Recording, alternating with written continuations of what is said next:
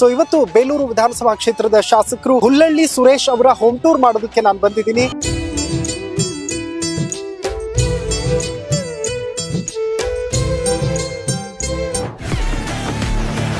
ಇದೆಲ್ಲ ನಮ್ಮ ಕಚೇರಿ, ನಮ್ದು ಮನೆ ಮತ್ತೆ ಕಚೇರಿ ಎಲ್ಲ ಒಂದೇ. ಇದು ಯಾವುದೇ ಜಾತಿ ಧರ್ಮ ಇಲ್ಲ, ಸಾರ್ವಜನಿಕರ ಆಸ್ತಿ ಇದು, ಹಾಗಾಗಿ ಮಾಡಿದ್ವಿ.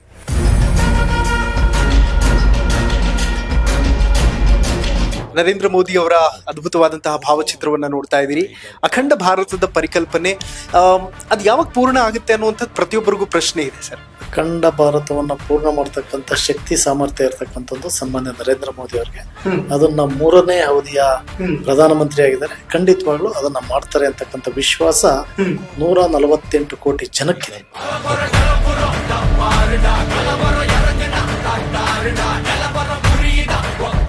ನಾನು ಆಕ್ಚುಲಿ ಬಂದಿದ ತಕ್ಷಣ ನೋಡಿದೆ, ಬಾವಿ ಇತ್ತು ಇಲ್ಲಿ. ಸೊ ಏನಕ್ಕೆ ಹಳೇದು ಉಳಿಸ್ಕೊಂಡಿದ್ದೀರಾ ಹೇಗೆ ಅಂತ? ಸುಮಾರು 900 ವರ್ಷ ಇತಿಹಾಸ ಇರ್ತಕ್ಕಂಥ ಇದೆಲ್ಲ 900 ವರ್ಷದ ಬಾವಿಗಳು. ಆ ಬಾವಿಯನ್ನ ಉಳಿಸ್ಕೊಂಡು ಆ ಬಾವಿಯ ನೀರಿನಿಂದಲೇ ದಿನನಿತ್ಯ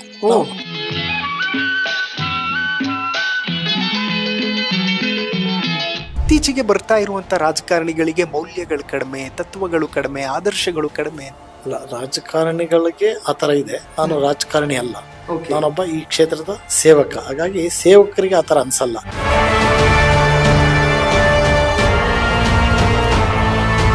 ಈ ಫುಲ್ ಟೈಮ್ ರಾಜಕೀಯ ಸರಿ ಹೊಂದುತ್ತಾ ನಿಮಗೆ?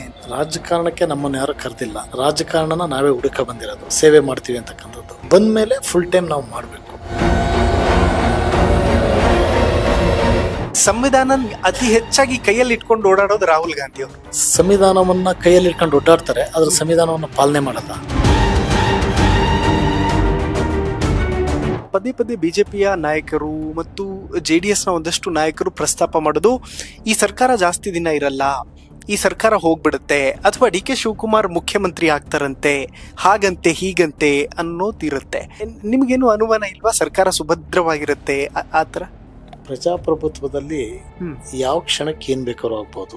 ಸುಭದ್ರ ಸರ್ಕಾರನೂ ಹೋಗ್ಬಹುದು, ಅತಂತ್ರ ಸರ್ಕಾರನೂ ಬರ್ಬಹುದು.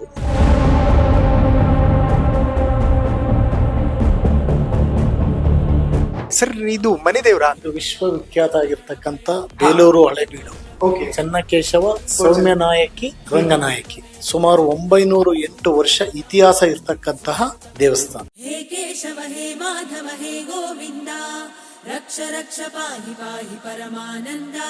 ಆನೆಗಳ ಕಾರ್ಯಪಡೆ ಕ್ಯಾಂಪ್ ಅನ್ನ ತೆಗೆದಿರುವಂತಹ ವಿಚಾರದ ಬಗ್ಗೆ ಮಾತಾಡೋದಾದ್ರೆ, ಈಗ ಕಡಿಮೆ ಆಗಿದೆಯಾ ಆನೆಗಳ ಹಾವಳಿ? ಕೇವಲ 3 ತಿಂಗಳೊಳಗಡೆ ಈ ಕ್ಷೇತ್ರದಲ್ಲಿ 8 ಸಾವುಗಳಾಗಿದೆ. ಇದ್ರ ಬಗ್ಗೆ ಸರ್ಕಾರ ಯಾವುದೇ ತರದ ಇದನ್ನ ತಗೊಂತ ಇಲ್ಲ.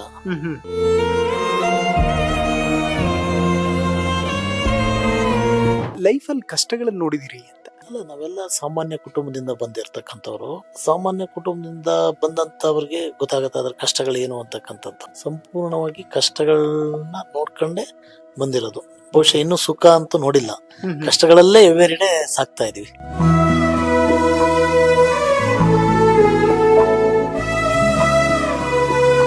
ತಾಯಿಯನ್ನ ಮರೆಯೋದು ತುಂಬಾ ಕಷ್ಟ. ಫೀಲ್ ಆಗುತ್ತಾ ಈ ಕ್ಷಣಕ್ಕೂ ಕೂಡ? ಖಂಡಿತ ಆಗುತ್ತೆ. ಎತ್ತ ಋಣವನ್ನ ಯಾರೂ ಸಹ ಈ ಜಗತ್ತಲ್ಲಿ ತೀರ್ಸಕ್ಕಾಗಲ್ಲ. ತೀರ್ಸಕ್ ಸಾಧ್ಯನೇ ಇಲ್ಲ.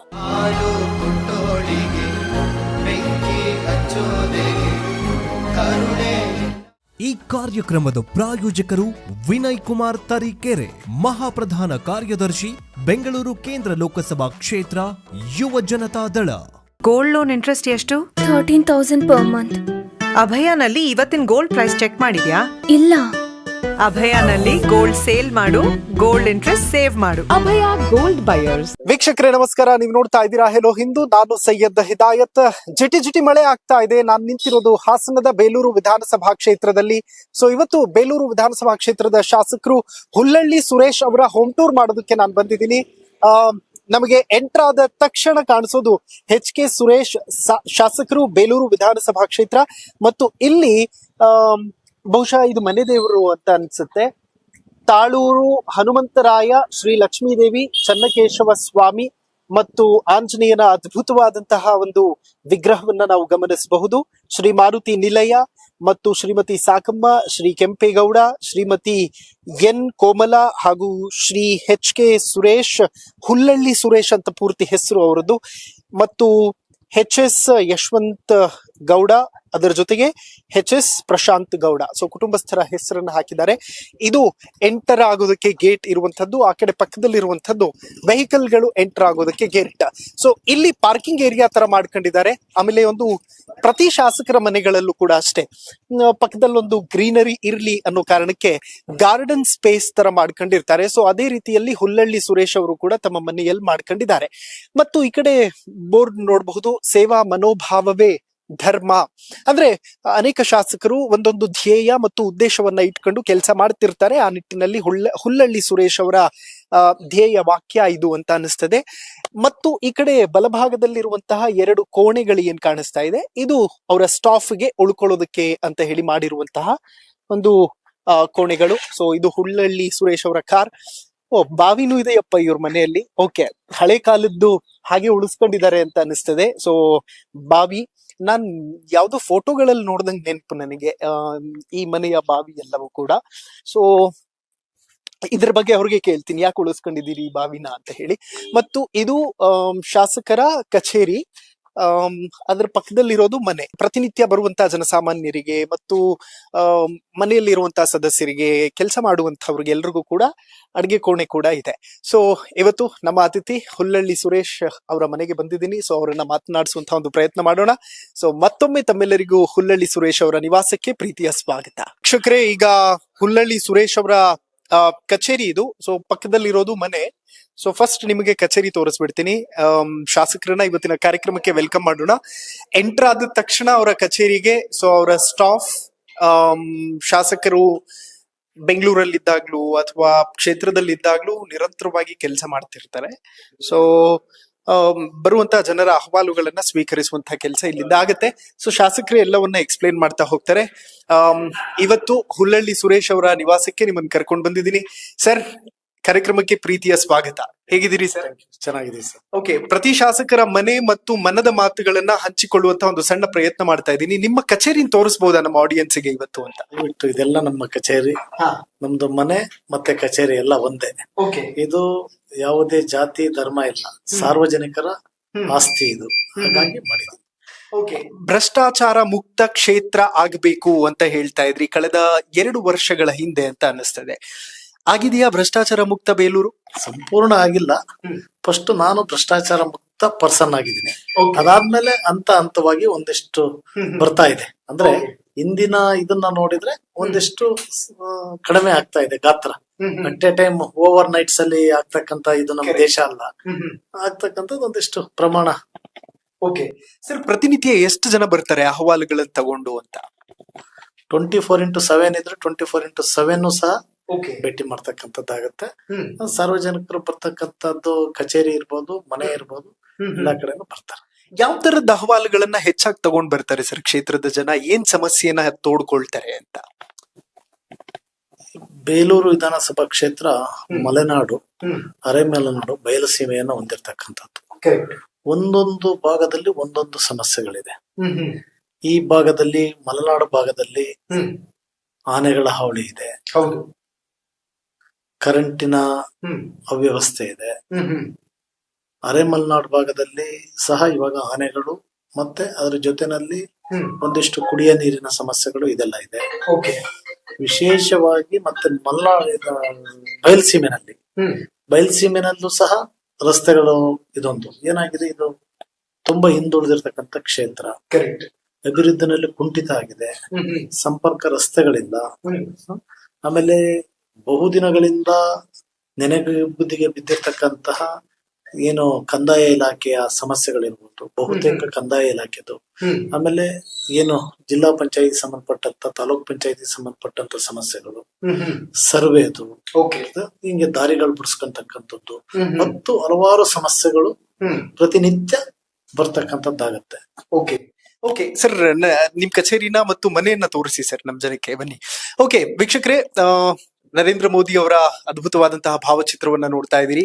ಅಖಂಡ ಭಾರತದ ಪರಿಕಲ್ಪನೆ ಅದ್ ಯಾವಾಗ ಪೂರ್ಣ ಆಗುತ್ತೆ ಅನ್ನುವಂಥದ್ದು ಪ್ರತಿಯೊಬ್ಬರಿಗೂ ಪ್ರಶ್ನೆ ಇದೆ ಸರ್. ಅಖಂಡ ಭಾರತವನ್ನ ಪೂರ್ಣ ಮಾಡ್ತಕ್ಕಂಥ ಶಕ್ತಿ ಸಾಮರ್ಥ್ಯ ಇರ್ತಕ್ಕಂಥದ್ದು ಸನ್ಮಾನ್ಯ ನರೇಂದ್ರ ಮೋದಿ ಅವರಿಗೆ. ಅದನ್ನ 3ನೇ ಅವಧಿಯ ಪ್ರಧಾನಮಂತ್ರಿ ಆಗಿದ್ದಾರೆ. ಖಂಡಿತವಾಗ್ಲೂ ಅದನ್ನ ಮಾಡ್ತಾರೆ ಅಂತಕ್ಕಂಥ ವಿಶ್ವಾಸ 148 ಕೋಟಿ ಜನಕ್ಕಿದೆ. ಅಮೇಜಿಂಗ್. ಓಕೆ, ಇಲ್ಲಿ ಒಂದಷ್ಟು ಜನ ಇದಾರೆ. ಏನ್ ಹೇಳ್ತೀರಿ ನಿಮ್ ಶಾಸಕರ ಬಗ್ಗೆ? ಸಿಗ್ತಾರ ಈಸಿಯಾಗಿ? ಶಾಸಕರು ತುಂಬಾ ಆತ್ಮೀಯವಾಗಿ ಬೇಲೂರಿನ ಸಮಸ್ತ ಜನತೆಯನ್ನು ಸಂಪರ್ಕದಲ್ಲಿದ್ದಾರೆ. ಸೊ ಹಾಗಾಗಿ ನಾವೆಲ್ಲ ಕೆಲಸ ಇದ್ದಾಗ, ಅತಿ ಅಗತ್ಯ ಕೆಲಸ ಇದ್ದಾಗ ಅವ್ರನ್ನ ಮನೆಗೆ ಬಂದ್ ಕಾಣ್ತೀವಿ.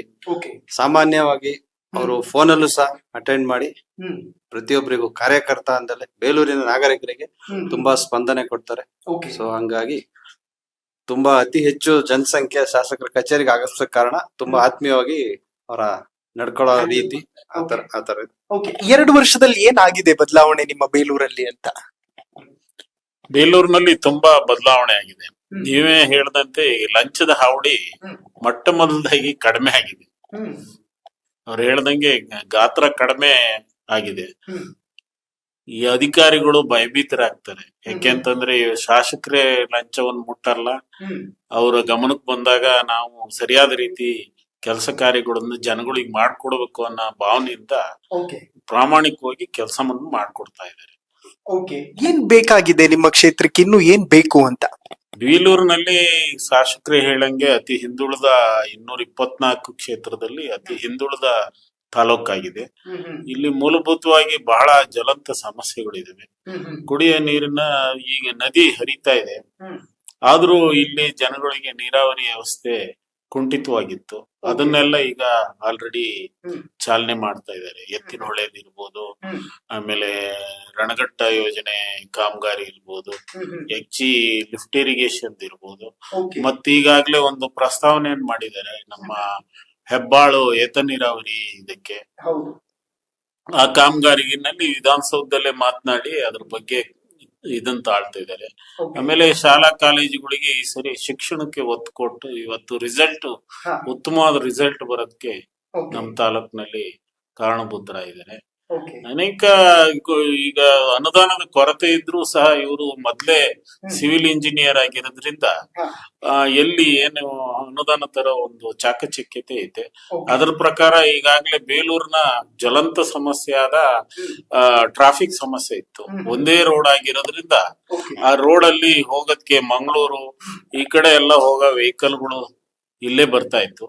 ಅದಕ್ಕೀಗ 35 ಕೋಟಿ ಅನುದಾನವನ್ನ ಪ್ರತಿನಿತ್ಯ PWD ಮಂತ್ರಿ ಅವರ ಮನೆಯಲ್ಲಿ ಇದ್ದು ಅವ್ರನ್ನ ಮನವೊಲಿಸಿ ತರೋದಕ್ಕೆ ಶ್ರಮ ಹಾಕಿ ಪರ್ಯಾಯವಾಗಿ ಇನ್ನೊಂದು ಸೇತುವೆಯನ್ನ ನಿರ್ಮಾಣ ಮಾಡಿಸ್ತಾ ಇದ್ರು, ಹೊಳೆಬೀದಿ ಸೇತುವೆಯನ್ನ. ಇಂತ ಜ್ವಲಂತ ಸಮಸ್ಯೆಗಳು ಬೇಲೂರಿನಲ್ಲಿ ಇದಾವೆ. ಈಗಾಗಲೇ ನಿವೇಶನದ ಕೊರತೆ ಇದೆ. ಗೃಹ ಮಂಡಳಿಯನ್ನ ಅಪ್ರೋಚ್ ಮಾಡಿ ನಿವೇಶನಗಳನ್ನ ಮಾಡೋದಕ್ಕೆ ಪ್ರಯತ್ನ ಮಾಡ್ತಾ ಇದ್ದಾರೆ. ಅವರಲ್ಲಿ ತುಂಬಾ ಅಭಿವೃದ್ಧಿಗೆ ಒಂದು ಕಾನ್ಸೆಪ್ಟ್ ತುಂಬಾ ಚೆನ್ನಾಗಿದೆ, ಮಾಡ್ತಾ ಇದ್ದಾರೆ. ಈಗಾಗಲೇ ಪವರ್ ಸ್ಟೇಷನ್ಗಳಿಗೆ ತೊಂದರೆ ಇತ್ತು. ಬಿಕ್ಕೋಡ್ ನಲ್ಲೊಂದು, ಇನ್ನೊಂದು ಇದ್ರಲ್ಲಿ 2-3 ಪವರ್ ಸ್ಟೇಷನ್ ಮಾಡ್ಸೋದಕ್ಕೆ ಪ್ರಯತ್ನ ಮಾಡ್ತಾ ಇದ್ದಾರೆ ರೈತರಿಗೆ ಇದಕ್ಕೆ. ಆಮೇಲೆ ಸೋಲಾರ್ ಇದನ್ನ ಮಾಡಿ ಹಳೆಬೀಡು ಭಾಗದಲ್ಲಿ ಬೇಸಿಗೆಯಲ್ಲಿ ಕರೆಂಟಿನ ಅಭಾವ ಆಗುತ್ತೆ ಅಂತ ಈಗಾಗಲೇ KPTC ಇಂದ ಸೋಲಾರ್ ಪ್ಲಾಂಟ್ಗಳನ್ನ ಗುಡ್ಡಗಳಲ್ಲಿ ವೇಸ್ಟ್ ಲ್ಯಾಂಡ್ ಅಲ್ಲಿ ರೈತರಿಂದ ಕೊಂಡ್ಕೊಂಡು ಅದನ್ನ ಮಾಡೋದಕ್ಕೆ ಪ್ರಯತ್ನವನ್ನು ಮಾಡಿ ಆ ಕಾಮಗಾರಿಗೆ ಶುರು ಮಾಡಿದ್ದಾರೆ. ಡನ್. ಓಕೆ ವೀಕ್ಷಕರೇ, ಈಗ ಶಾಸಕರೇ ತಮ್ಮ ಮನೆಯನ್ನ ಪರಿಚಯ ಮಾಡಿಸುವಂತಹ ಒಂದು ಪ್ರಯತ್ನವನ್ನ ಮಾಡ್ತಾರೆ. ಸರ್ ಬನ್ನಿ ಸರ್. ಓಕೆ, ಸೊ ನಿಮಗೆ ಇಲ್ಲಿಂದ ಎಕ್ಸ್ಪ್ಲೇನ್ ಮಾಡ್ತಾ ಹೋಗ್ತೀವಿ. ಓಕೆ ಸರ್, ಇದು ಮನೆ ದೇವ್ರ ಅಂತ? ಇದು ವಿಶ್ವವಿಖ್ಯಾತ ಆಗಿರ್ತಕ್ಕಂಥ ಬೇಲೂರು ಹಳೆಬೀಡು ಚೆನ್ನಕೇಶವ ಸೌಮ್ಯ ನಾಯಕಿ ರಂಗನಾಯಕಿ ವಿಶ್ವಕ್ಕೆ ಮಾದರಿ ಆಗಿರ್ತಕ್ಕಂಥ ದೇವಸ್ಥಾನ. ಅಂಡರ್ ಯುನೆಸ್ಕೋ ಸೇರಿರ್ತಕ್ಕಂಥದ್ದು. ಸುಮಾರು 908 ವರ್ಷ ಇತಿಹಾಸ ಇರ್ತಕ್ಕಂತಹ ದೇವಸ್ಥಾನ. 908 ವರ್ಷ ಆ ದೇವಸ್ಥಾನ ಬೇಲೂರಿನ ಕೇಂದ್ರ ಬಿಂದು. ಅಮೇಜಿಂಗ್. ವೆಲ್ ಸರ್, ಮತ್ತೊಂದು ಅದ್ಭುತವಾಗಿರುವಂತಹ ಒಂದು ಫೋಟೋ ನೋಡ್ತಾ ಇದ್ದೆ. ಇಲ್ಲೊಂದು ಫೋಟೋ ಇದೆ, ಅಲ್ಲೊಂದು ಫೋಟೋ ಇದೆ. ಯಾರು ಪೇಂಟ್ ಮಾಡಿ ಕೊಟ್ಟಿದ್ದು ಇದು ಅಂತ? ಯಾರೋ ನಮ್ಮ ಈ ಕ್ಷೇತ್ರದ ಕಲಾವಿದರು ಅದನ್ನ ಕೊಟ್ಟಿರ್ತಕ್ಕಂಥದ್ದು. ಅಭಿಮಾನಿಗಳು. Okay done.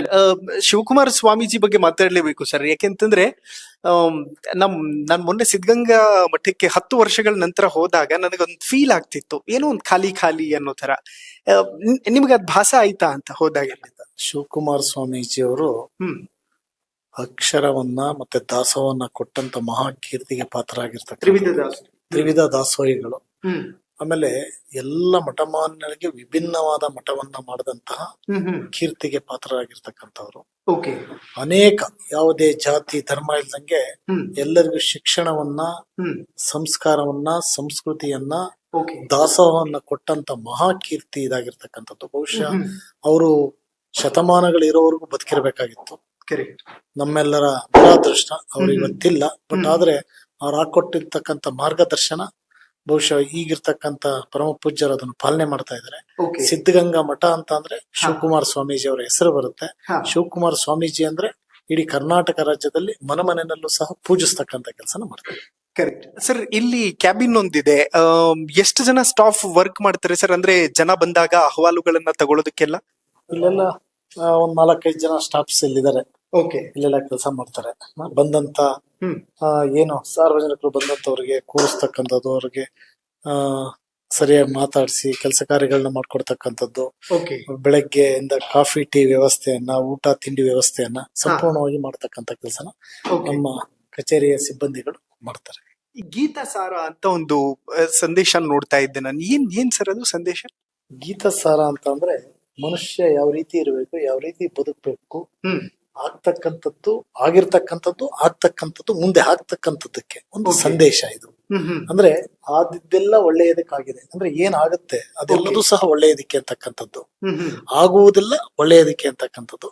ಈ ಒಂದು ಸಂದೇಶವನ್ನು ನೋಡಿದ್ರೆ ಯಾರಿಗೂ ಸಹ ಆ ಸಂದೇಶದ ಪರಿಣಾಮವನ್ನು ಕಲ್ತ್ಕೋಬೇಕು ಅಂತಕ್ಕಂಥ ಸಂದೇಶ. ಅದಕ್ಕೋಸ್ಕರ ಅದನ್ನ ಹಾಕಿದೆ. Okay sir. ನಾನು ತುಂಬಾ ಜನ ಸೀನಿಯರ್ MLA ಗಳನ್ನ ಮಾತಾಡಿಸುವಾಗ ಅವ್ರು ಹೇಳ್ತಾರೆ, ಇತ್ತೀಚೆಗೆ ಬರ್ತಾ ಇರುವಂತ ರಾಜಕಾರಣಿಗಳಿಗೆ ಮೌಲ್ಯಗಳು ಕಡಿಮೆ, ತತ್ವಗಳು ಕಡಿಮೆ, ಆದರ್ಶಗಳು ಕಡಿಮೆ ಅಂತ. ನಿಮಗೇನ್ ಅನ್ನಿಸ್ತದೆ ಅಂತ? ಅಲ್ಲ, ರಾಜಕಾರಣಿಗಳಿಗೆ ಆತರ ಇದೆ. ನಾನು ರಾಜಕಾರಣಿ ಅಲ್ಲ, ನಾನೊಬ್ಬ ಈ ಕ್ಷೇತ್ರದ ಸೇವಕ. ಹಾಗಾಗಿ ಸೇವಕರಿಗೆ ಆತರ ಅನ್ಸಲ್ಲ. ಸೇವೆ ಮಾಡೋ ಮನೋಭಾವನೆ ಇರುತ್ತೆ. ರಾಜಕಾರಣಿಗಳಿಗೆ ಆ ತರದ್ದು ಇದಿರುತ್ತೆ. ಆದ್ರೆ ನಮ್ಮಂತವ್ರಿಗೆ ಆತರ ಇಲ್ಲ. ನಮ್ಗೆ ಪ್ರತಿನಿತ್ಯ ಸಾವಿರಾರು ಜನನ ಅವ್ರ ಸೇವೆ ಮಾಡ್ತಕ್ಕಂತ ಭಾಗ್ಯ ನಮ್ಗೆ ಮಾಡ್ಕೊಟ್ಟಿದ್ದಾರೆ. ಹಾಗಾಗಿ ಆ ತರದ್ದೇನು ನಮ್ಗೆ ಯಾವುದೇ ತರದ ಡಿಫ್ರೆನ್ಸಿಯೇಷನ್ ಅಂತ ಅನ್ಸಲ್ಲ. ಈ ಫುಲ್ ಟೈಮ್ ರಾಜಕೀಯ ಸರಿ ಹೊಂದುತ್ತಾ ನಿಮಗೆ ಅಂತ? ರಾಜಕಾರಣಕ್ಕೆ ನಮ್ಮನ್ನ ಯಾರು ಕರೆದಿಲ್ಲ. ರಾಜಕಾರಣನ ನಾವೇ ಹುಡುಕ ಬಂದಿರೋದು, ಸೇವೆ ಮಾಡ್ತೀವಿ ಅಂತಕ್ಕಂಥದ್ದು. ಬಂದ್ಮೇಲೆ ಫುಲ್ ಟೈಮ್ ನಾವು ಮಾಡ್ಬೇಕು. ಅವಾಗ ಮಾತ್ರ ಸಮಾಜಕ್ಕೆ ಕೊಡ್ತಕ್ಕಂಥ ಕೊಡುಗೆ. ಪಾರ್ಟ್ ಟೈಮ್ ಯಾವ್ದು ಮಾಡಿದ್ರು is no way success. Correct. Okay ವೀಕ್ಷಕರೇ, ಇಲ್ಲೊಂದು ಬೆಳ್ಳಿಯ ಕೊಡುಗೆ ಅಂತ ಅನಿಸ್ತದೆ. ಬೆಳ್ಳಿದ ಅನ್ಸುತ್ತಲ್ಲ ಸರ್, ಒಕ್ಕಲಿಗರ ಸಂಘದಿಂದ ಕೊಟ್ಟಿರೋದು. ಯಾವ ಸಂದರ್ಭದಲ್ಲಿ ಕೊಟ್ಟಂತಹ ಕೊಡುಗೆ ಸರ್ ಅದು? ನಾನು ಶಾಸಕನಾದ ನಂತರ ಇದನ್ನ ಕೊಡುಗೆಯಾಗಿ ಸಮಾಜದ ವತಿಯಿಂದ ಕೊಟ್ಟಿದ್ದಾರೆ. ಓಕೆ. ಒಕ್ಕಲಿಗ ಸಮಾಜ ತುಂಬಾ ದೊಡ್ಡ ಪ್ರಮಾಣದಲ್ಲಿ JDS ಜೊತೆ ನಿಲ್ಲುತ್ತೆ, JDS ನ ಭದ್ರಕೋಟೆ ಅನ್ನೋದಿತ್ತು. ಬೇಲೂರಿನಲ್ಲಿ ಈಗ JDS BJP ಇಬ್ರು ಮಿಕ್ಸ್ ಆಗಿ ಕೆಲಸ ಮಾಡ್ಬೇಕಾದಂತ ಸ್ಥಿತಿ ಇದೆ. ಈ ತರದ ವಿರೋಧಾಭಾಸಗಳು ಎದುರಾದಾಗ ಹೇಗೆ ಫೇಸ್ ಮಾಡ್ತೀರಿ ನೀವು ಅಂತ? ಬೇಲೂರಲ್ಲಿ ಪಕ್ಷ BJP JDS ಕಾಂಗ್ರೆಸ್ ತಕ್ಕಂತದಲ್ಲ. ಬೇಲೂರಿನ ಜನ ಇಡೀ ದೇಶಕ್ಕೆ ಮಾದರಿಯಾದಂತವ್ರು, ತುಂಬಾ ತಾಳ್ಮೆ ಸಹನೆ ಇರ್ತಕ್ಕಂಥವ್ರು. ಅವ್ರಿಗೆ ಸೇವಕನನ್ನ ಆಯ್ಕೆ ಮಾಡ್ತಕ್ಕಂಥದ್ದು ಮಾತ್ರ ಗೊತ್ತು. ಚುನಾವಣೆ ಸಂದರ್ಭದಲ್ಲಿ ಮಾತ್ರ ರಾಜಕಾರಣ ಮಾಡ್ತಾರೆ, ಬೇರೆ ಸಂದರ್ಭದಲ್ಲಿ ಎಲ್ಲರೂ ಒಗ್ಗಟ್ಟಾಗಿರ್ತಾರೆ. ಯಾವ ವಿಚಾರಗಳ ಮೇಲೆ ಬೇಲೂರು ಜನ ಆಯ್ಕೆನ್ ಮಾಡ್ತಾರೆ ತಮ್ಮ ನಾಯಕನ್ನ? ಮಾಡೋದ್ರ ಮುಖಾಂತರ ಆಯ್ಕೆಯನ್ನ ಮಾಡ್ತಾರೆ. ಅವ್ರಿಗೆ ಹತ್ರದಿಂದ ಸ್ಪಂದಿಸ್ಬೇಕು, ಸಮಸ್ಯೆಗಳನ್ನ ಆಲಿಸ್ಬೇಕು, ಅದನ್ನ ಪರಿಹರಿಸ್ಬೇಕು. ಆತ್ಮೀಯತೆಯಿಂದ ಗೌರವದಿಂದ ಕಂಡಾಗ ಮಾತ್ರ ಅವರು ನಮ್ಮನ್ನ ಆಯ್ಕೆ ಮಾಡ್ತಕ್ಕಂಥದ್ದು ಮಾಡ್ತಾರೆ. Okay, amazing. ವೆಲ್ ವೀಕ್ಷಕರೇ, ಇದು ಕಚೇರಿ. ಸೊ ಇದರ ಪಕ್ಕದಲ್ಲಿರುವಂತದ್ದು ಸಂವಿಧಾನ ಪೀಠಿಕೆಯ ವಿಚಾರವಾಗಿ ಮಾತಾಡ್ಲೇಬೇಕು. ಪ್ರತಿ ಶಾಸಕರ ಕಚೇರಿಗಳಲ್ಲಿ ಸಂವಿಧಾನದ ಪೀಠಿಕೆ ಇದೆ, ಬಟ್ ಇಲ್ಲಿ ತುಂಬಾ ಶಾರ್ಟ್ ಅಂಡ್ ಸ್ವೀಟ್ ಆಗಿ ಹಾಕಿದಿರಲ್ಲ ಸರ್?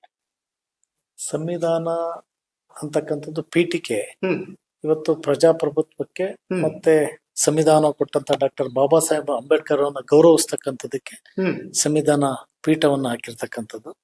ಯಾಕೆಂದ್ರೆ ಸಂವಿಧಾನದ ಹಾದಿಯಲ್ಲಿ ನಾವೆಲ್ಲ ನಡಿಬೇಕು ಅಂತಕ್ಕಂಥದ್ದು. ಹಾ ಹಾಗಾಗಿ ಸಂವಿಧಾನ ಪೀಠ ಬಹು ಮುಖ್ಯವಾದಂಥದ್ದು. ಅದನ್ನ Okay. ಕಚೇರಿನಲ್ಲಿ ಬಂದಂತಹ ಹಾ. ಸಾರ್ವಜನಿಕರು ನೋಡಿದ್ರೆ ಹಾ. ನಾವು ಈ ರೀತಿ ಇರಬೇಕು ಅಂತಕ್ಕಂಥದ್ದಕ್ಕೆ ಓಕೆ. ಒಂದು ಮಾದರಿ ಅಂತಕ್ಕಂಥದ್ದಕ್ಕೆ ಹಾಕಿದ್ರು. ಬಟ್ ಸಂವಿಧಾನ ಅತಿ ಹೆಚ್ಚಾಗಿ ಕೈಯಲ್ಲಿ ಇಟ್ಕೊಂಡು ಓಡಾಡೋದು ರಾಹುಲ್ ಗಾಂಧಿ ಅವರು.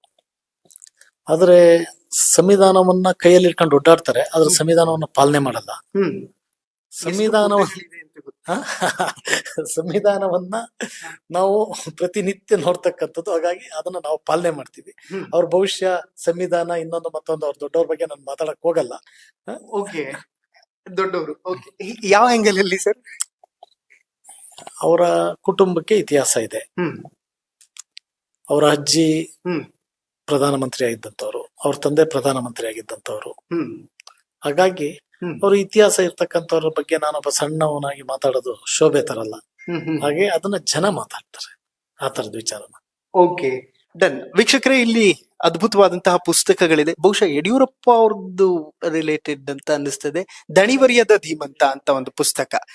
ಓಕೆ, ಓದ್ತೀರಿ ಸರ್ ಪುಸ್ತಕಗಳನ್ನೆಲ್ಲ? ಎಲ್ಲ ಪುಸ್ತಕಗಳನ್ನು ಸಹ ಓದ್ತೀವಿ.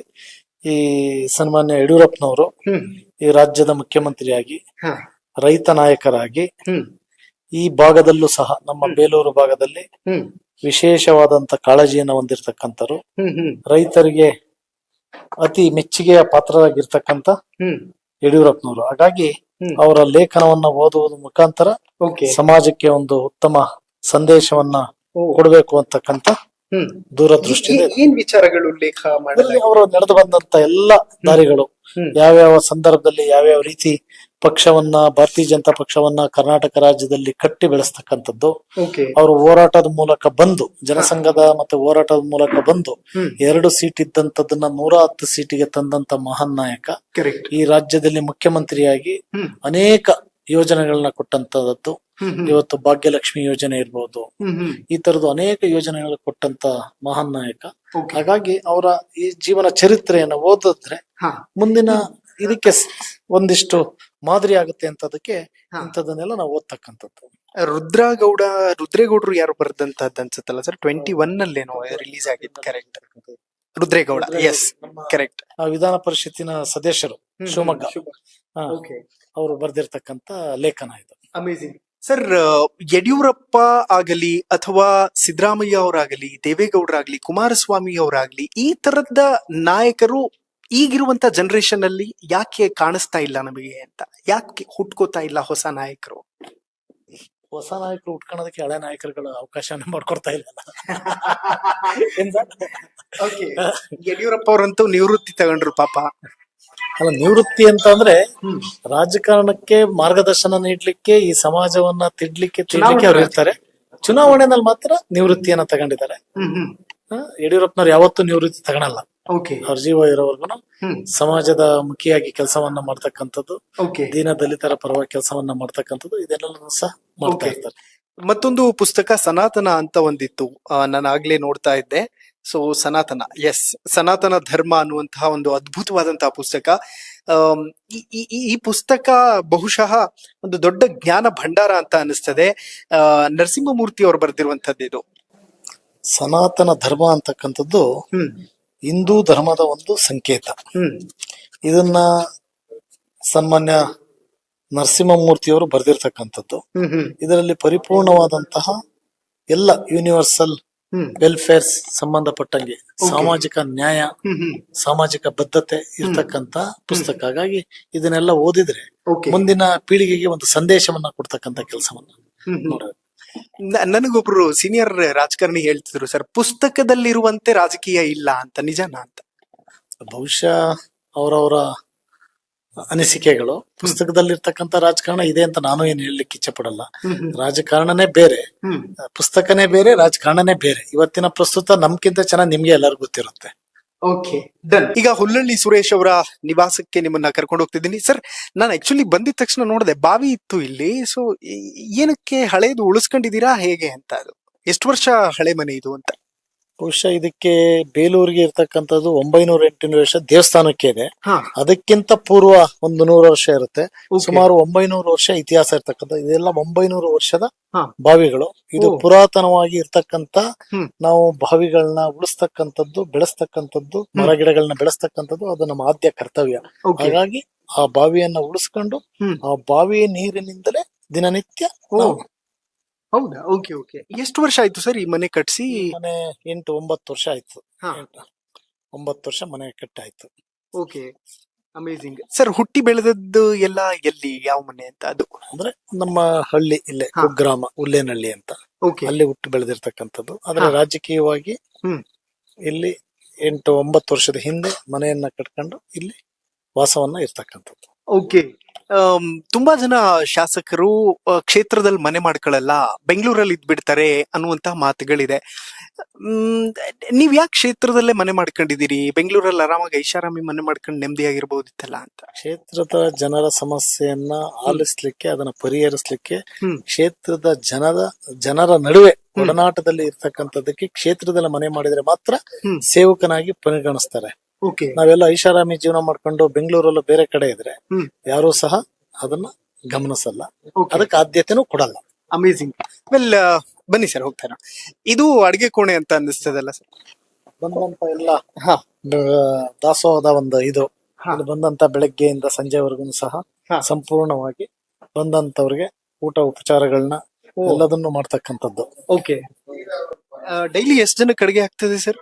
ಬಂದಂತ ಎಷ್ಟು ಜನ ಅಂತಕ್ಕಂಥದ್ದಿಲ್ಲ, ಬಂದಂತವ್ರಿಗೆ ಎಲ್ಲರಿಗೂ ಸಹ Okay. 100 ಜನ ಬೆಳಗ್ಗೆಯಿಂದ ಸಂಜೆವರೆಗೂ ಓಕೆ. ಇರ್ತಾರೆ.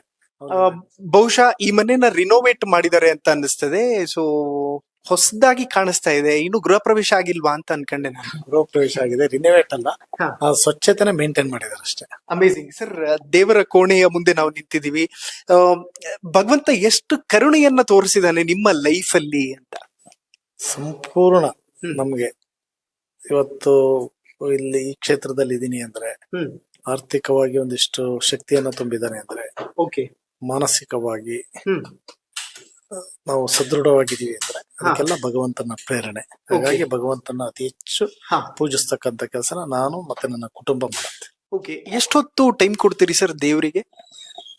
ದೇವರಿಗೆ ಪುನಸ್ಕಾರಗಳು? ಒಂದು 10-15 ನಿಮಿಷ ಅಷ್ಟೇ. ಯಾಕೆ ಅಂದ್ರೆ ಹಾ. ಜನಗಳು ಕಾಯ್ತಾ ಇರ್ತಾರೆ. ಹಾ. ಪೂಜೆ ಪುನಸ್ಕಾರನ ಗಂಟುಗಟ್ಲೆ ಹಿಡಿದ್ರೆ ಹಾ. ಸರಿಯಾಗಲ್ಲ. ಹಾಗಾಗಿ ಒಂದು 10-15 ನಿಮಿಷ ಅದಕ್ಕೆ ಸಮಯವನ್ನು ಕೊಡ್ತಕ್ಕಂಥದ್ದು. ಜನಸೇವೆಯೇ ಜನಾರ್ದನ ಸೇವೆ. Okay. ದೇವರ ರೂಪದಲ್ಲಿ ಜನಗಳನ್ನ ಸೇವೆ ಮಾಡ್ತಕ್ಕಂಥದ್ದು, ಅದಕ್ಕೆ ಮೊದಲನೇ ಆದ್ಯತೆನ ಅವ್ರಿಗೆ ಕೊಡ್ತೇವೆ. ಓಕೆ. ಅಂದ್ರೆ ಬಸವಣ್ಣನ ತತ್ವಗಳನ್ನ ಅಳವಡಿಸ್ಕೊಂಡಿದ್ದೀರಿ ಅಂತ ಆಯ್ತು. ಕಾಯಕವೇ ಕೈಲಾಸ ಅಂತ. ಬಸವಣ್ಣನವರ ತತ್ವವನ್ನ ಆಧರಿಸಿಕೊಂಡದ್ದು. ಬಸವಣ್ಣನವರ ಕಾಯವೇ ಕೈಲಾಸ, ಕೈ ಕೆಸರಾದರೆ ಬಾಯಿ ಮೊಸರು. ಕರೆಕ್ಟ್. ಅವ್ರ ತತ್ವದ ಆಧಾರದ ಮೇಲೆ ಕೆಲಸ ಮಾಡೋದ್ರ ಮುಖಾಂತರ ಒಂದು ಸಂದೇಶವನ್ನ ಸಮಾಜಕ್ಕೆ ಕೊಡ್ತಕ್ಕಂಥ ಕೆಲಸನ ಮಾಡ್ತೀವಿ. ಓಕೆ. ವೀಕ್ಷಕರೇ, ಈಗ ನಾವು ನಿಂತಿರುವಂತಹ ಹಾಲ್ ಏನಿದೆ, ಸೊ ಈ ಹಾಲ್ ನಲ್ಲಿ ಸಾರ್ವಜನಿಕರು ಯಾರೇ ಬಂದ್ರು ಶಾಸಕರನ್ನ ಭೇಟಿ ಮಾಡೋದಕ್ಕೆ ಅಂತ ಬಂದ್ರೆ ಸೊ ಇಲ್ಲೇ ಭೇಟಿ ಮಾಡ್ತಾರೆ. ಮತ್ತು ಜನ ಕೂತ್ಕೊಳ್ಳಿ ಅಂತ ಹೇಳಿ ಅದ್ಭುತವಾದಂತಹ ವ್ಯವಸ್ಥೆಯನ್ನ ಕೂಡ ಮಾಡಿದ್ದಾರೆ. ನಾನು ಒಬ್ರದ್ದು ಹೆಸರು ಹೇಳಲ್ಲ. ಕೆಲವೊಂದು ಶಾಸಕರ ಮನೆಗಳಿಗೆ ಯಾರಿಗೂ ಪ್ರವೇಶ ಇರಲ್ಲ, ಮನೆಗೆ ಒಳಗಡೆ ಬರಬಾರ್ದು, ಕಚೇರಿಯಲ್ಲಿ ಮಾತ್ರ ಸಿಗೋದು ಆ ತರದ ರೆಸ್ಟ್ರಿಕ್ಷನ್ಸ್ ಇಟ್ಕೊಂಡಿರ್ತಾರೆ. ನೀವ್ ಯಾಕೆ ಆತರ ರೆಸ್ಟ್ರಿಕ್ಷನ್ಸ್ ಇಟ್ಕೊಂಡಿಲ್ಲ ಅಂತ? ಜನಸಾಮಾನ್ಯರ ಬಗ್ಗೆ ನಾವ್ ಯಾವ್ದು ರಿಸ್ಟ್ರಿಕ್ಷನ್ ಇಟ್ಕೋಬಾರ್ದು. ನಮ್ಮ ಮನೆಯಲ್ಲಿ ನನ್ನನ್ನು ಕೇಳ್ಬೇಡಿ, ಸಾರ್ವಜನಿಕರನ್ನ ಕೇಳಿ. ಇಲ್ಲಿ ಯಾವುದೇ ಜಾತಿ ಧರ್ಮ ಮೇಲು ಕೀಳು ಅಂತಕ್ಕಂಥದ್ದಿಲ್ಲ. ಎಲ್ಲರಿಗೂ ಸಹ ಎಲ್ಲಾ ರೀತಿಯ ವ್ಯವಸ್ಥಿತವಾದಂತ, ಅಂದ್ರೆ ಅಡೆತಡೆ ಇಲ್ದಂಗೆ ಯಾರು ಬೇಕಾದ್ರೂ ಬರ್ಬೋದು, ಯಾರು ಬೇಕಾದ್ರೂ ಹೋಗ್ಬೋದು. ನಾವು ಸಾರ್ವಜನಿಕರ ಜೀವನದಲ್ಲಿ ಇದ್ಬಿಟ್ಟು ರಿಸ್ಟ್ರಿಕ್ಷನ್ ಮಾಡಿದ್ರೆ ಜನ ಅದನ್ನ ಅಕ್ಸೆಪ್ಟ್ ಮಾಡ್ತಾರ? ಸಾಧ್ಯನಾ? ಅದ್ ಮಾಡಬಾರ್ದಲ್ವಾ? ಕರೆಕ್ಟ್. ಸರ್, ಕಳೆದ 2 ವರ್ಷಗಳಿಂದ ಶಾಸಕರಾಗಿದ್ದೀರಿ ಮತ್ತು ಜನ ಕೇಳೋದು 2 ವರ್ಷದಲ್ಲಿ ನಮಗೆ ಏನ್ ಕೊಟ್ರಿ ಅನ್ನೋದೇ ಅವ್ರ ಪ್ರಶ್ನೆ ಇರ್ತದೆ. ಅದಕ್ಕೆ ಏನ್ ಉತ್ತರ ಕೊಡ್ತೀರಿ? ಯಾಕೆಂತಂದ್ರೆ ತುಂಬಾ ಜನ ಶಾಸಕರು ಆರೋಪ ಮಾಡ್ತಾ ಇರೋದು ಗ್ಯಾರಂಟಿಗಳಿಂದಾಗಿ ನಮಗೆ ಸರಿಯಾದ ರೀತಿಯಲ್ಲಿ ಅನುದಾನ ಸಿಗ್ತಾ ಇಲ್ಲ. ಇನ್ಕ್ಲೂಡಿಂಗ್ ಕಾಂಗ್ರೆಸ್ ಶಾಸಕರು ಕೆಲವರು ಕ್ಯಾಮ್ರಾ ಮುಂದೆ ಏನೋ ಪಾಪ ಹೇಳಬಹುದು, ಆಫ್ ದ ರೆಕಾರ್ಡ್ ಹೇಳ್ತಾರೆ, ನಮಗೂ ಅನುದಾನ ಬರ್ತಾ ಇಲ್ಲ, ಏನೋ ಮ್ಯಾನೇಜ್ ಮಾಡ್ಬೇಕು ಅಂತಾರೆ. ಮೊದಲನೇದಾಗಿ ಅಭಿವೃದ್ಧಿ ಅಂತಕ್ಕಂಥದ್ರೆ ಎಲ್ಲರ ನಿರೀಕ್ಷೆ ಇರುತ್ತೆ. ಅಭಿವೃದ್ಧಿಗೆ ಸರ್ಕಾರ ಅನುದಾನ ಕೊಡ್ತಾ ಇಲ್ಲ ಅಂತಕ್ಕಂಥದ್ದು ಪ್ರತಿಯೊಬ್ಬ ಜನಸಾಮಾನ್ಯರಲ್ಲೂ ಸಹ ಹ್ಮ್. ಅದು ಅಡಗಿದೆ. ಹ್ಮ್ ಹ್ಮ್ ಆದ್ರೆ ಅಭಿವೃದ್ಧಿ ಒಂದು ಕಡೆ ಆದ್ರೆ ಹ್ಮ್. ಒಂದು ಕಡೆ ಹ್ಮ್ ಅವರವರ ವೈಯಕ್ತಿಕ ಕೆಲಸಗಳು, ಹ್ಮ್. ಗ್ರಾಮದ ಕೆಲಸಗಳು, ಹ್ಮ್ ಹ್ಮ್ ಮಲೆನಾಡು, ಅರೆಮಲೆನಾಡು, ಬಯಲ್ಸೀಮೆ ಅಂತಕ್ಕಂಥದ್ದು ಇದಿರುತ್ತಲ್ಲ, ಕರೆಕ್ಟ್. ಇದರಲ್ಲಿ ಸಂಪೂರ್ಣ 24x7 ಅವ್ರ ಜೊತೆ ಇದ್ದಾಗ ಹ್ಮ್.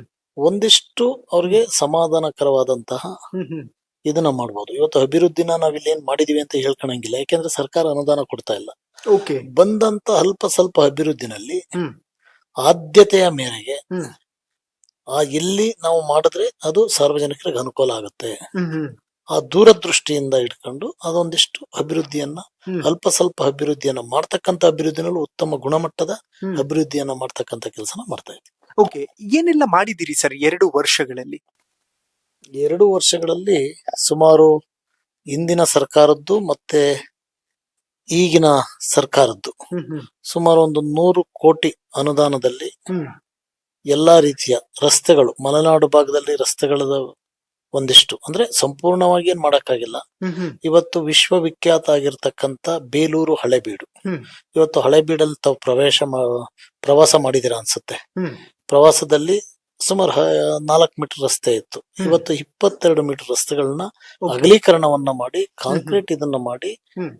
100 ವರ್ಷ ಇರ್ತಕ್ಕಂಥ ಕ್ವಾಲಿಟಿ ಕೆಲಸವನ್ನ ಮಾಡ್ತಾ ಇದ್ದೀವಿ. ಓಕೆ. ಅದೇ ರೀತಿಯಲ್ಲಿ ಕ್ಷೇತ್ರದ ಇವತ್ತು ಎಲ್ಲ ಗುಂಡಿ ಮುಕ್ತ ಹ್ಮ್ ರಸ್ತೆಗಳನ್ನಾಗಿ ಮಾಡಿದೀವಿ. ಹ್ಮ್ ಹ್ಮ್ ಎಲ್ಲೂ ಸಹ ಗುಂಡಿಗಳಿದೆ, ಇಲ್ಲಿ ಇದಾಗಿದೆ ಅಂತಕ್ಕಂಥದ್ದಿಲ್ಲ.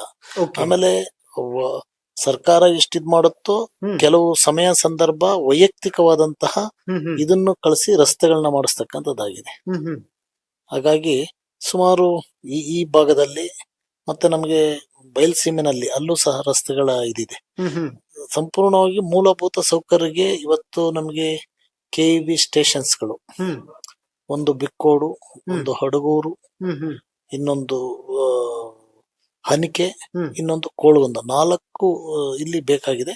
ಅದಕ್ಕೆ ಓಕೆ. ಸರ್ಕಾರ ಗಮನಕ್ಕೆ ತಂದಿದ್ದೀನಿ. ಹ್ಮ್. ಮಾನ್ಯ ನಮ್ಮ ಇಂಧನ ಸಚಿವರ ಗಮನಕ್ಕೂ ಸಹ ತಂದಿದೀವಿ, ಹ್ಮ್ ಹ್ಮ್ ಆಗುತ್ತೆ ಅಂತಕ್ಕಂಥದ್ದನ್ನ ಹೇಳಿದ್ದಾರೆ. ಹ್ಮ್ ಹ್ಮ್ ಹಾಗಾಗಿ ಅನೇಕ ಸಮಸ್ಯೆಗಳು ಇಲ್ಲಿದೆ. ಹ್ಮ್ ಹ್ಮ್ ಸಮಸ್ಯೆಗಳಿಗೆ ಪರಿಹಾರ ಒಂದೇ ಒಂದು ಅನುದಾನ. ಓಕೆ. ಅನುದಾನದ ಲಭ್ಯತೆ ಕಡಿಮೆ ಇದೆ. ಹ್ಮ್ ಹ್ಮ್ ಅದ್ರ ಜೊತೆನಲ್ಲಿ ಹ್ಮ್. ಇಲ್ಲಿ ಸಂಪರ್ಕ ರಸ್ತೆ ಇವತ್ತು ಏನಾಗಿದೆ, ಹಾಸನ್ ಟು ಚಿಕ್ಕಮಂಗ್ಳೂರ್ ಹ್ಮ್. ಅತಿ ಹೆಚ್ಚು ವೀಕೆಂಡ್ ಅಲ್ಲಿ ಅತಿ ಹೆಚ್ಚು ಟ್ರಾಫಿಕ್ ಇರ್ತಕ್ಕಂತಹ, ಹ್ಮ್. ಫ್ರೈಡೇ ಇಂದ ಹಿಡಿದು up to Sunday midnight ವರ್ಗುನು ಹ್ಮ್. ಅತಿ ಹೆಚ್ಚು ಟ್ರಾಫಿಕ್ ಇರುತ್ತೆ. ಓಕೆ. ಅದ್ರ ಜೊತೆನಲ್ಲಿ ಇವತ್ತೇನಾಗಿದೆ, ಆ ಕಡೆ ಸಿರಾಡಿ ಘಾಟು ಇದೆಲ್ಲ ಸಮಸ್ಯೆ ಇರೋದ್ರಿಂದ ಹ್ಮ್ ಹ್ಮ್ ಮಂಗಳೂರು ಹೋಗ್ತಕ್ಕಂಥದ್ದು, ಮೂಡಿಗೆರೆ ಹೋಗ್ತಕ್ಕಂಥ ಎಲ್ಲಾ ವೆಹಿಕಲ್ಗಳು ಸಹ ಇಲ್ಲೇ ಹೋಗ್ತವೆ. ಹ್ಮ್ ಹ್ಮ್ ಇಲ್ಲಿ ಒಂದು ಸಂಪರ್ಕ ರಸ್ತೆ ಬೇಕಾಗಿದೆ. ಓಕೆ. ಆ ರಸ್ತೆಗೆ ಲೋಕೋಪಯೋಗಿ ಇಲಾಖೆಯಿಂದ ಹ್ಮ್. 35 ಕೋಟಿ ಅನುದಾನವನ್ನ ಹ್ಮ್. ಈಗಾಗಲೇ ಬಡ್ಜೆಟ್ ಅಲ್ಲಿ ಇಡಿಸಿದೀವಿ. ಅದರ ಹ್ಮ್. ತಾಂತ್ರಿಕ ಇವ್ಯಾಲ್ಯೂಯೇಷನ್ ನಡೀತಾ ಇದೆ. ಓಕೆ. ಈ ತರ ಅವಶ್ಯಕತೆ ಇರ್ತಕ್ಕಂಥದ್ದನ್ನ ಒಂದಿಷ್ಟು, ಅಂದ್ರೆ ಹ್ಮ್. ಸಣ್ಣ ಪ್ರಮಾಣದಲ್ಲಿ ಕೆಲಸ ಆಗ್ತಾ ಇದಾವೆ. ಹ್ಮ್ ಹ್ಮ್ ನಾವು ನಮ್ಮ ನಿರೀಕ್ಷೆ ಇತ್ತು ಹ್ಮ್. ಅದ್ರ ಅತಿ ಹೆಚ್ಚು ಇದನ್ನ ಮಾಡ್ಬೇಕು ಅಂತಕ್ಕಂಥದ್ದು. ಇವತ್ತು Chikmagalur to Hassan hmm. 373 hmm hmm national highway, hmm hmm national highway 635 ಕೋಟಿ ಬೇಲೂರು ಟು ಹಾಸನ್ನ ಓಕೆ. ಮಾಡಿಸಿರ್ತಕ್ಕಂಥದ್ದು. ಹ್ಮ್ ಅಂದ್ರೆ ಅದನ್ನ ಸನ್ಮಾನ್ಯ ಗಡ್ಕರಿ ಅವ್ರನ್ನ ಭೇಟಿ ಮಾಡಿ ಓ. ಆ ರಸ್ತೆಗೆ ಅನುಮೋದನೆ ಕೊಡಿಸಿ ಈಗಾಗಲೇ ಕಾಮಗಾರಿ ಪ್ರಗತಿಯಲ್ಲಿದೆ. ಹ್ಮ್ ಹ್ಮ್ ಇವತ್ತು DPR ಆಗ್ತಾ ಇದೆ. ಹ್ಮ್. ಏನು ಮೂಡಿಗೆರೆಯಿಂದ ಹಿಡಿದು ಬಾಣಾವರದವರೆಗೂ ಹ್ಮ್. 1200 ಕೋಟಿ ರಸ್ತೆ, ಓಕೆ. ಹ್ಮ್. ಅದು ಕೇಂದ್ರ ಸರ್ಕಾರದಿಂದ ಹ್ಮ್. ಮಂಜೂರು ಈಗಾಗಲೇ ಆಗಿದೆ. DPR ಆಗ್ತಾ ಇದೆ. ಹ್ಮ್ ಹ್ಮ್ ಕೆಲವೇ ದಿವಸಗಳಲ್ಲಿ ಕೆಲಸಗಳು ಸಹ ಪ್ರಾರಂಭ ಆಗುತ್ತೆ. ಹ್ಮ್ ಹ್ಮ್ ಹ್ಮ್ ಓಕೆ. ಸರ್, ನನ್ಗೆ ಯಾವಾಗ್ಲೂ ಕೂಡ ಈ ಪ್ರಶ್ನೆ ಕಾಡ್ತಾ ಇರುತ್ತೆ. ನಾನು ಕ್ಷೇತ್ರ ಯಾವ ಕ್ಷೇತ್ರಕ್ಕೆ ಅನುದಾನ ಇಷ್ಟು ಬಂದಿದೆ ಅಂತ ಹೇಳಲ್ಲ, ಬಟ್ ಅನುದಾನ ಎಷ್ಟು ಬಂದಿತ್ತು ಅನ್ನೋದನ್ನ ಮೆನ್ಷನ್ ಮಾಡ್ತೀನಿ. ಒಂದು ಕ್ಷೇತ್ರ, ಪರ್ಟಿಕ್ಯುಲರ್ ಕ್ಷೇತ್ರಕ್ಕೆ 2,500 ಕೋಟಿ, ಅಂದ್ರೆ 2 ಟರ್ಮ್ಗೆ ಆಗುವಷ್ಟು, ಅದಕ್ಕಿಂತ ದುಪ್ಪಟ್ಟು ಹಣವನ್ನ ಬಿಡುಗಡೆ ಮಾಡುತ್ತೆ ಸರ್ಕಾರ. ಆದ್ರೆ ಬಿಜೆಪಿ ಆಗಲಿ ಅಥವಾ JDS ಶಾಸಕರಿಗಾಗ್ಲಿ ಯಾಕೆ ತಾರತಮ್ಯ ಮಾಡುತ್ತೆ ಅನ್ನೋದು. 2,500 ಒಂದು ಕ್ಷೇತ್ರ ಕೊಟ್ಟಿದೆ ಅಂತ. ಹಾ, ಹಾ, ಹಾ, ಒಂದು ಹಾ. ಪರ್ಟಿಕ್ಯುಲರ್ ಕ್ಷೇತ್ರ ಉತ್ತರ ಕರ್ನಾಟಕ ಭಾಗದಲ್ಲೇ ಬರುತ್ತೆ.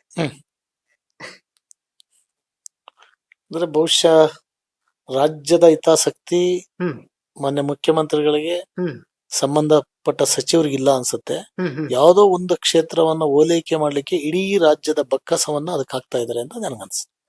ಓಕೆ. ಸರ್, ರೀಸೆಂಟ್ಲಿ ಆಪರೇಷನ್ ಸಿಂಧೂರದ ಬಗ್ಗೆ ಕಾಂಗ್ರೆಸ್ ನಾಯಕರು ಮಾತನಾಡ್ತಾ ಇರುವಂತದ್ದನ್ನ ನೀವು ನೋಡೇ ಇರ್ತೀರಿ. ಇನ್ಫ್ಯಾಕ್ಟ್ ಮಲ್ಲಿಕಾರ್ಜುನ್ ಖರ್ಗೆ ಅವರ ಪಾಕ್ ಪ್ರೇಮದ ಬಗ್ಗೆ ಕೂಡ ನೀವು ಮಾತಾಡಿದ್ದಿದೆ.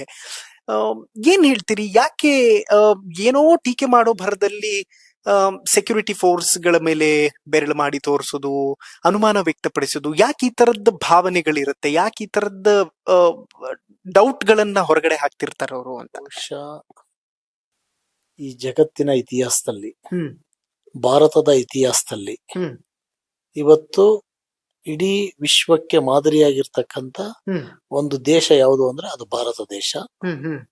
ಇವತ್ತು ನಮ್ಮ ಸೈನಿಕರು, ನಮ್ಮ ನೆಚ್ಚಿನ ಪ್ರಧಾನಮಂತ್ರಿಗಳು ಇವರನ್ನ ಇಡೀ 148 ಕೋಟಿ ಜನ ಗೌರವದಿಂದ ಸ್ವಾಗತಿಸ್ತಾ ಇದೆ.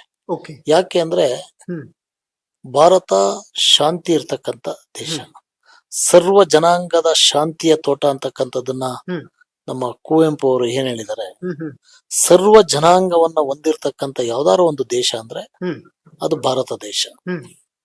ಪ್ರೀತಿ ವಿಶ್ವಾಸಕ್ಕೆ, ಸಂಸ್ಕಾರ ಸಂಸ್ಕೃತಿಗೆ ಗೌರವವನ್ನ ಕೊಡ್ತಕ್ಕಂತ ದೇಶ ಅದು ಭಾರತ ದೇಶ. ಆ ಭಾರತ ದೇಶದ ಮೇಲೆ ಒಂದು ದುಷ್ಟ ಪ್ಯಾಕ್ ಇದು ಮಾಡಿದಾಗ, ಪಾಕಿಸ್ತಾನ ದಾಳಿ ಮಾಡಿದಾಗ ಸಹನೆಯಿಂದ ಒಂದು ದಿವಸ ನೋಡುತ್ತೆ. ಅದಕ್ಕೆ ಪ್ರತೀಕಾರವಾಗಿ ಏನು ನಮ್ಮ ಪ್ರವಾಸಿಗರು 26 ಜನವನ್ನ ಅವರ ಕುಂಕುಮ ಅಂದ್ರೆ ಸಿಂಧೂರವನ್ನ ಅಳಿಸಿರ್ತಕ್ಕಂಥವ್ರಿಗೆ ಅದನ್ನು ತಕ್ಕ ಪಾಠವನ್ನು ಕೊಡ್ಲೇಬೇಕಲ್ವಾ? ಅದಕ್ಕೆ ಭಾರತ ಬಲಿಷ್ಠ ದೇಶ, ಭಾರತ ಪ್ರಧಾನಮಂತ್ರಿ ಇವತ್ತು ಇಡೀ ವಿಶ್ವವನ್ನ ಮೆಚ್ಚತಕ್ಕಂತ ಪ್ರಧಾನಮಂತ್ರಿ ಆಗಿದ್ದಾರೆ. ಅದಕ್ಕೆ ಪ್ರತೀಕಾರವಾಗಿ ಕೊಡ್ಬೇಕಲ್ವಾ? ಅದಕ್ಕೆ ಸಿಂಧೂರ ಅಂತಕ್ಕಂತ ಏನು ನಮ್ಮ ಸಹೋದರಿಯರದ್ದು ಕುಂಕುಮವನ್ನು ಅಳಿಸಿದ್ರು ಅದಕ್ಕೆ ಆ ತಿಲಕವನ್ನ ಕೊಟ್ಟು ಅದಕ್ಕೆ ಪ್ರತೀಕಾರವನ್ನು ಕೊಟ್ಟಿದ್ದಾರೆ. ಇದು ವಿರೋಧ ಪಕ್ಷದವರು ಒಂದಲ್ಲ ಒಂದು ಮಾತಾಡ್ತಾರೆ, ಆದ್ರೆ ಇಡೀ ದೇಶ ಮೆಚ್ಚತಕ್ಕಂತ, ಇಡೀ ವಿಶ್ವ ಮೆಚ್ಚತಕ್ಕಂತ ಕೆಲಸನ ನಮ್ಮ ಹೆಮ್ಮೆಯ ಸೈನಿಕರು, ನಮ್ಮ ಹೆಮ್ಮೆಯ ಪ್ರಧಾನಮಂತ್ರಿ ಮಾಡಿದ್ದಾರೆ ಅಂತಕ್ಕಂತ ನಮ್ಗೆ ಆತ್ಮವಿಶ್ವಾಸ ನಮ್ಗಿದೆ. ಮತ್ತೆ ಯಾಕೆ ಟ್ರಂಪ್ ಹೇಳಿದ ತಕ್ಷಣ ಸೈಲೆಂಟ್ ಆಗ್ಬಿಟ್ರು ಮೋದಿ ಅನ್ನೋದು ಕೂಡ ಪ್ರಶ್ನೆ. ಟ್ರಂಪ್ ಹೇಳಿದ ತಕ್ಷಣ ಸೈಲೆಂಟ್ ಆದ್ರು, ಇನ್ನೊಬ್ರು ಹೇಳಿರ್ತಕ್ಕಂತ ಸೈಲೆಂಟ್ ಆದ್ರು ಅಂತಕ್ಕಂಥದ್ದಲ್ಲ. ಪಾಕಿಸ್ತಾನ ಏನಾದ್ರೂ ಇನ್ನು ಒಂದು ಹೆಜ್ಜೆ ಮುಂದಿಟ್ರೆ ಭಾರತ ನಮ್ಮ ಇಡೀ ಸರ್ವನಾಶ ಆಗುತ್ತೆ ಅಂತಕ್ಕಂಥದ್ದಕ್ಕೆ ಬೇರೆ ಬೇರೆಯವರು ಸಲಹೆಯನ್ನ ಕೊಟ್ಟಿರ್ಬೋದು. ಆದ್ರೆ ಟ್ರಂಪ್ ಹೇಳಿದ್ರು, ಇನ್ನೊಬ್ರು ಹೇಳಿದ್ರು ಅಂತಕ್ಕಂಥದ್ದಕ್ಕೆ ಮೌನವಾಗಿಲ್ಲ. ಕಾದು ನೋಡೋ ತಂತ್ರವನ್ನ, ಅಂದ್ರೆ ಭಾರತ ಕ್ಷಮಾಪಣೆಯನ್ನ ಕೊಡ್ತಕ್ಕಂತ ದೇಶ. ನಮ್ಮ ಮೋದಿ ಸಹ ಅಷ್ಟೇ. ಕ್ಷಮಾಪಣೆ ಅಂದ್ರೆ ಅವರು ಯಾವಾಗ ಅಂಗಲಾಚಿ ಬೇಡ ಬೇಡ ಬೇಡ ಅಂತ ಬೇಡ್ಕೊಂಡ್ರು ಒಂದಿಷ್ಟು ಸಮಯವನ್ನ ಕೊಟ್ಟಿದ್ದಾರೆ. ಅದ್ ಬಿಟ್ಬಿಟ್ರೆ ಯುದ್ಧದಲ್ಲಿ ನಾವು ಸೋಲ್ತೀವಿ ಅಂತಲಾಗ್ಲಿ, ಮತ್ತೊಂದು ನಾವು ಬಲಿಷ್ಠತೆ ಇಲ್ಲ ಅಂತಲಾಗ್ಲಿ ಅದಕ್ಕಲ್ಲ ಮಾಡಿರ್ತಕ್ಕಂಥದ್ದು. ಅಂದ್ರೆ ಭಾರತ ಏನು ಅಂತಕ್ಕಂಥದ್ದನ್ನ ಸಿಂಧೂರ ಅಂತಕ್ಕಂಥ ತಿಲಕದಲ್ಲಿ ಇಡೀ ವಿಶ್ವಕ್ಕೆ ತೋರಿಸ್ಕೊಟ್ಟಿದೆ, ಇಡೀ ವಿಶ್ವ ಮೆಚ್ಚಿದೆ ಭಾರತ ಏನು ಅಂತಕ್ಕಂಥದ್ದನ್ನ. ಇದಕ್ಕೆ ಮೂಲ ಕಾರಣ ಯಾರು? ನಮ್ಮ ಯೋಧರು. ನಮ್ಮ ಯೋಧರನ್ನ ನಡೆಸ್ಕೊಂತಕ್ಕಂಥ ರೀತಿ ನೀತಿ ಯಾರ್ದು? ಈ ದೇಶದ ನೆಚ್ಚಿನ ಪ್ರಧಾನಮಂತ್ರಿಗಳದು. ಹಾಗಾಗಿ ಅದು ಟ್ರಂಪ್ ಇನ್ನೊಂದು ಮತ್ತೊಂದು ಅದು ಕಾರಣ ಅಲ್ಲ. ಸರ್, ತುಂಬಾ ಜನಕ್ಕೆ ಒಂದು ಪ್ರಶ್ನೆ ಏನು ಅಂತಂದ್ರೆ, ಶಾಸಕರು ನಮ್ಮ ಸಮಸ್ಯೆಗಳನ್ನ ಆಲಿಸ್ತಾರೆ, ಅದಕ್ಕೆ ಪರಿಹಾರವನ್ನ ಕೊಡ್ತಾರೆ, ಅವ್ರ ಫ್ಯಾಮಿಲಿಗೆ ಹೇಗ್ ಟೈಮ್ ಕೊಡ್ತಾರೆ ಮತ್ತು ಫ್ಯಾಮಿಲಿ ಏನ್ ಮಾಡುತ್ತೆ, ಫ್ಯಾಮಿಲಿಯಲ್ಲಿ ಯಾರೆಲ್ಲ ಇರ್ತಾರೆ ಅನ್ನುವಂಥ ಕ್ಯೂರಿಯಾಸಿಟಿ ಇದ್ದೇ ಇರುತ್ತೆ. ನಿಮ್ಮ ಫ್ಯಾಮಿಲಿಯಲ್ಲಿ ಯಾರೆಲ್ಲ ಇದ್ದೀರಿ ಮತ್ತು ಮಕ್ಳು ಏನ್ ಮಾಡ್ತಾರೆ ಅಂತ? ಇಲ್ಲ, ನಮ್ಮ ಫ್ಯಾಮಿಲಿ ಚಿಕ್ಕವಾದ ಚೊಕ್ಕವಾದ ಫ್ಯಾಮಿಲಿ. ನಮ್ಮ ತಂದೆ ತಾಯಿ ಇದ್ರು. ಕಳೆದ ಒಂದ್ 2 ತಿಂಗಳಲ್ಲಿ 2.5 ತಿಂಗಳಾಯ್ತು ನಮ್ಮ ತಾಯಿ ತೀರ್ಕೊಂಡ್ರು. ನಮ್ ತಂದೆ ಇದ್ದಾರೆ, ನನ್ನ ಸಹೋದರ ಇದ್ದಾನೆ, ಊರಿದೆ. ನಮ್ ತಂದೆ ತಾಯಿನ ನನ್ನ ಶ್ರೀಮತಿಯವರು ತುಂಬಾ ನೋಡ್ಕೊಂತಾರೆ. ಅವರು ನಮ್ಮೆಲ್ಲ ಕುಟುಂಬ. ನಮ್ಗೆ 2 ಜನ ಮಕ್ಳಿದ್ದಾರೆ. ಅವರು ಒಬ್ಬ ಲಾ ಮುಗಿಸಿದಾನೆ, ಇನ್ನೊಬ್ಬ BBA ಮುಗಿಸಿದಾನೆ. ಒಂದಿಷ್ಟು ನಮ್ದು ವಿದ್ಯಾಸಂಸ್ಥೆಗಳೆಲ್ಲ ಇರೋದ್ರಿಂದ ಆ ಕಡೆ ಒಂದ್ ಸ್ವಲ್ಪ. ಮತ್ತೆ ಫ್ಯಾಮಿಲಿ ಅಂದ್ರೆ ಅವರ ಅಜ್ಜಿ ತಾತನ್ನ ನೋಡ್ಕೊಂತಕ್ಕಂಥದ್ದು. ನಮ್ಮ ಇಲ್ಲಿ ನಿನ್ನೆವರೆಗೂ ಸಂಜೆವರೆಗೂ ಇಲ್ಲಿದ್ರು. ನಿನ್ನೆ ಬೆಂಗಳೂರಿಗೆ ಹೋದ್ರು. ಏನಂದ್ರೆ ಮದುವೆಗಳು ನಾನು ಅಲ್ಲಿ ಅಟೆಂಡ್ ಮಾಡಕ್ಕಾಗಲ್ಲ ಕಾರಣಕ್ಕೆ ಕಳ್ಸಿದೀನಿ. ಮತ್ತೆ ನಾಳೆ ಬರ್ತಾರೆ. ಸರ್, ಮಕ್ಕಳು ಯಾರಾದ್ರೂ ರಾಜಕೀಯದಲ್ಲಿ ಆಸಕ್ತಿ ತೋರಿಸ್ತಾ ಇದಾರ? ಬರ್ತಾರ ಯಾರಾದ್ರೂ ರಾಜಕೀಯಕ್ಕೆ? ಆ ತರದ್ದೇನು ಇಲ್ಲ. ರಾಜಕಾರಣ ಇನ್ನೊಂದು ಮತ್ತೊಂದು ಯಾವಾಗ ಆಸಕ್ತಿ ಬರುತ್ತೆ ಯಾವಾಗ ಆಸಕ್ತಿ ಬರಲ್ಲ ಅಂತಕ್ಕಂತಗಿಂತ ನಮ್ಮ ನಡವಳಿಕೆಯಿಂದ ರಾಜಕಾರಣ ಹ್ಮ್ ಹ್ಮ್ ಇವತ್ತು ಜನ ತುಂಬಾ ಸೂಕ್ಷ್ಮ ಇದ್ದಾರೆ. ಹ್ಮ್ ಹ್ಮ್ ರಾಜಕಾರಣಕ್ಕೆ ಬರ್ತೀನಿ ಅಂತ ತಕ್ಷಣ ಯಾರನ್ನೂ ಅಕ್ಸೆಪ್ಟ್ ಮಾಡಲ್ಲ. ಕರೆಕ್ಟ್. ಅಕ್ಸೆಪ್ಟ್ ಮಾಡೋದು ಹಿಂದೆ ಇತ್ತು. ಹ್ಮ್ ಇವತ್ತು ಅವರ ಭಾವನೆಗಳನ್ನ, ಹಾ. ಅಲ್ಲಿರ್ತಕ್ಕಂತ ಅವರ ಆಗುವೋಗಳನ್ನ ಆಲಿಸಿ ಜನಸಾಮಾನ್ಯರಲ್ಲಿ ಹ್ಮ್. ಎಲ್ಲರೊಳಗೊಂದಾಗು ಮಂಕುತಿಮ್ಮ ಅಂತ ಕುವೆಂಪು ಅವರು ಗಾದೆ ಹೇಳ್ತಾರೆ. ಹಾ. ಅವರೆಲ್ಲರೊಳಗೊಂದಾದ್ರೆ ಮಾತ್ರ ಡಿವಿಜಿ ಅವರು ಹ್ಮ್. ಹ್ಮ್. ಡಿವಿಜಿ ಅವರು ಹೇಳ್ತಾರೆ. ಅದು ಎಲ್ಲರೊಳಗೊಂದಾದಾಗ ಮಾತ್ರ ಹ್ಮ್. ಎಲ್ಲದಕ್ಕೂ ಆಹ್ವಾನ ಇರುತ್ತೆ, ಇಲ್ಲ ಅಂತ ಯಾವ್ದಕ್ಕೂ ಆಹ್ವಾನ ಇರಲ್ಲ. ಹ್ಮ್ ಹ್ಮ್ ಹ್ಮ್. ಅಂದ್ರೆ ಸರ್, ರಾಜಕೀಯದಲ್ಲಿ ಎಜುಕೇಟೆಡ್ಸ್ ಗಳನ್ನ ಒಪ್ಪಿಕೊಳ್ಳೋದಕ್ಕಿಂತ ಹೆಚ್ಚಾಗಿ ಕನ್ನಿಂಗ್ ಗಳನ್ನ ಚೆನ್ನಾಗಿ ಒಪ್ಕೋತಾರೆ ಅನ್ನೋ ಮಾತಿದೆ, ಸತ್ಯನಾ ಸರ್? ಅಂದ್ರೆ ಬಹುಶಃ ಹಿಂದೆ ಇತ್ತು. ಹ್ಮ್. ಏನು ಕನ್ನಿಂಗ್ಗಳು, ಹ್ಮ್. ಬ್ಲಾಕ್ ಮೇಲರ್ಸ್ಗಳು, ಹ್ಮ್. ಮತ್ತೆ ಸಮಾಜ ದ್ರೋಹಿಗಳನ್ನ ಒಪ್ಕೊಂತಕ್ಕಂತ ರಾಜಕಾರಣದಲ್ಲಿ ಇತ್ತು. ಹ್ಮ್. ಇವತ್ತು ತುಂಬಾ ಸೂಕ್ಷ್ಮ ಜನ ಇದ್ದಾರೆ. ತುಂಬಾ Okay. ಸೂಕ್ಷ್ಮ ಅಂದ್ರೆ ಹ್ಮ್. ಇತಿಹಾಸವನ್ನ ಆ ಕ್ಷಣದಲ್ಲಿ ಹೇಳ್ತಕ್ಕಂತ ಜನ ಇದ್ದಾರೆ. ಹೌದು. ಇವನು ಏನು, ನಡೆ ಏನು, ನುಡಿ ಏನು, ಇವ್ರು ಇದೇನು ಅಂತಕ್ಕಂಥದ್ದು ಇವತ್ತು ಜನರೇ ಹುಷಾರಿರೋದ್ರಿಂದ ಹ್ಮ್. ಯಾವುದೇ ಕಾರಣದಿಂದ ಆ ತರದ್ದೆಲ್ಲ ಒಪ್ಕೊಳಲ್ಲ. ಹ್ಮ್ ಹ್ಮ್ ಹ್ಮ್. ಓಕೆ. ಈ ಹಿಂದೆ ಒಪ್ಕೊಂತ ಇರ್ಬೋದಾಗಿತ್ತನ, ಈಗ ಯಾವುದೇ ಕಾರಣದ ಒಪ್ಕೊಳಲ್ಲ. ಈಗ ನೈಜತೆಗೆ ಹ್ಮ್. ಜನ ಒತ್ತನ್ನ ಕೊಡ್ತಾರೆ. ಓಕೆ. ಏನು ಪ್ರಾಮಾಣಿಕತೆ ಇದೆಯಾ, ಹ್ಮ್ ಹ್ಮ್. ಬದ್ಧತೆ ಇದೆಯಾ, ಸಮಾಜದ ಬಗ್ಗೆ ಕಾಳಜಿ ಇದೆಯಾ, ಹ್ಮ್ ಹ್ಮ್. ಇವ್ರನ್ನ ಆಯ್ಕೆ ಮಾಡಿದ್ರೆ ನಮ್ಮ ಸೇವೆ ಮಾಡ್ತಾರ, ಇವ್ರ Okay. ಜೊತೆ ಹೋದ್ರೆ ನಮ್ಗೆ ಮುಂದಿನ ಹ್ಮ್. ಇದಿದೆಯಾ, ಹ್ಮ್. ಭವಿಷ್ಯ ಇದೆಯಾ ಹ್ಮ್. ಅಂತಕ್ಕಂಥದ್ದನ್ನ ಯೋಚನೆ ಮಾಡಿ ಜನ ಕಾಲಿಡ್ತಾರ ಹೊರತು ಹ್ಮ್ ಹ್ಮ್. ಅಕ್ಸೆಪ್ಟ್ ಮಾಡ್ಕೊಂಡು ಇದ್ ಮಾಡ್ತಕ್ಕಂತ ಸ್ಥಿತಿ ಇವತ್ತಿಲ್ಲ. ಹ್ಮ್ ಹ್ಮ್. ನಮ್ಮನ್ನು ಅಕ್ಸೆಪ್ಟ್ ಮಾಡ್ಕೋಬೇಕಾದಾಗ ಹ್ಮ್. ನನಗೂ 10 ವರ್ಷಗಳ ಕಾಲ, 15 ವರ್ಷಗಳ ಕಾಲ ಅಕ್ಸೆಪ್ಟ್ ಮಾಡಿ ಹ್ಮ್. ಯೋಗ್ಯನ ಅಯೋಗ್ಯನ ಗುರುತಿಸಿ ಹ್ಮ್. ಆಮೇಲೆ ನನಗೂ ಸಹ ಇದು ಮಾಡಿರ್ತಕ್ಕಂಥದ್ದು. ಯಾವುದೋ ಒಂದು ಇದ್ರಲ್ಲಿ ಇರ್ಬೋದು, ಹ್ಮ್. ಗೊತ್ತೋ ಗೊತ್ತಿಲ್ಲದಲ್ಲಿ ಓವರ್ ನೈಟ್ ಅಲ್ಲಿ ಆಗ್ಬಿಡ್ಬೋದು. ಬಟ್ ಹ್ಮ್. ಆದ್ರೆ ಅದು ದೀರ್ಘಕಾಲ ಉಳಿಯಲ್ಲ. ಹ್ಮ್ ಹ್ಮ್. ಓಕೆ. ಆ ತರದ್ ಯಾರು ನೋಡಿದ್ಯಾ ದೀರ್ಘಕಾಲ ಉಳಿದಿರ್ತಕ್ಕಂಥದ್ದು? ಹ್ಮ್ ಹ್ಮ್. ಕರೆಕ್ಟ್. ಹೌದು. ಹ್ಮ್. ಫ್ಯಾಕ್ಟ್ ಅದು. ಹಂಗಾಗಿ ಹ್ಮ್. ಜನ ಎಲ್ಲದನ್ನು ವಾಚ್ ಅಂಡ್ ವಾರ್ಡ್ ಮಾಡೋರು ಹ್ಮ್. ಎವ್ರಿ ಡೇ ಯಾರು ಅಂದ್ರೆ ನಮ್ಮ ಜನ. ಹ್ಮ್ ಹ್ಮ್ ಹ್ಮ್. Positive, Okay. ನೆಗೆಟಿವ್. ಹ್ಮ್. ಪಾಸಿಟಿವ್ ನ ಒಂದ್ ಕಡೆ ಕೌಂಟ್ ಮಾಡ್ತಾರೆ, ಹ್ಮ್. ನೆಗೆಟಿವ್ ನ ಅದರ 1:10 ಆಗಿ ಹ್ಮ್. ಕೌಂಟ್ ಮಾಡ್ತಾರೆ. ಓಕೆ. ಸರ್, ಬಿಕ್ಕೋಡು ಬಳಿ ಒಂದು ಆನೆಗಳ ಕಾರ್ಯಪಡೆ ಕ್ಯಾಂಪ್ ಅನ್ನ ತೆಗೆದಿರುವಂತಹ ವಿಚಾರದ ಬಗ್ಗೆ ಮಾತಾಡೋದಾದ್ರೆ, ಈಗ ಕಡಿಮೆ ಆಗಿದೆಯಾ ಆನೆಗಳ ಹಾವಳಿ? ನಿನ್ನೆ ಎಲ್ಲ ಮೊನ್ನೆನೂ ಸಹ ಹ್ಮ್. ಒಂದು ಸಾವಾಗಿದೆ. ಓಕೆ. ಚಂದ್ರಮ್ಮ ಅಂತಕ್ಕಂತ ಮಹಿಳೆ, ಸುಮಾರು 40 ವರ್ಷದ ಹ್ಮ್. ಮಹಿಳೆ ಮನೆಯನ್ನು ಈ ಒಂದು ಕೇವಲ 3 ತಿಂಗಳೊಳಗಡೆ ಹ್ಮ್. ಈ ಕ್ಷೇತ್ರದಲ್ಲಿ 8 ಸಾವುಗಳಾಗಿದೆ. ಓ. ಇದ್ರ ಬಗ್ಗೆ ಸರ್ಕಾರ ಯಾವುದೇ ತರದ ಇದನ್ನ ತಗಂತ ಇಲ್ಲ. ಹ್ಮ್ ಹ್ಮ್. ಅನುದಾನ ಬಿಡುಗಡೆ ಮಾಡಿದೀವಿ ಅಂತಾರೆ. ಹ್ಮ್. ಮನುಷ್ಯನಿಗೆ ಆಹಾರ ಬೇಕು. ಹ್ಮ್. ಮನುಷ್ಯ ಆಹಾರ ಇಲ್ಲ ಅಂದ್ರೆ ಅಕ್ಕಪಕ್ಕದವ್ರನೋ ಇನ್ನೊಬ್ರುನೋ ಮತ್ತೊಬ್ರುನೋ ಕೇಳ್ತಾರೆ, ಹ್ಮ್ ಹ್ಮ್. ಆಹಾರನ ತಗಂತಾರೆ, ಓಕೆ. ಜೀವನವನ್ನ ಮಾಡ್ತಾರೆ. ಹ್ಮ್. ಪ್ರಾಣಿಗಳಿಗೆ ಹ್ಮ್ ಹ್ಮ್. ಆಸೆ ಆಕಾಂಕ್ಷೆ ಏನಿರಲ್ಲ. ಕರೆಕ್ಟ್. ಅದಕ್ ಬೇಕಾಗಿರ್ತಕ್ಕಂಥ ಆಹಾರ ಮಾತ್ರ. ಹ್ಮ್ ಹ್ಮ್. ಅದಕ್ಕೆ ಬೇಕಾಗಿರ್ತಕ್ಕಂಥ ಆಹಾರವನ್ನ ಕೊಟ್ರೆ ಹ್ಮ್. ಪ್ರಾಣಿಗಳು ಹ್ಮ್. ಮಾನವನ ಮೇಲೆ ಏನಕ್ಕೆ ದಾಳಿ ಮಾಡ್ತವೆ? ಹ್ಮ್ ಹ್ಮ್. ಕರೆಕ್ಟ್.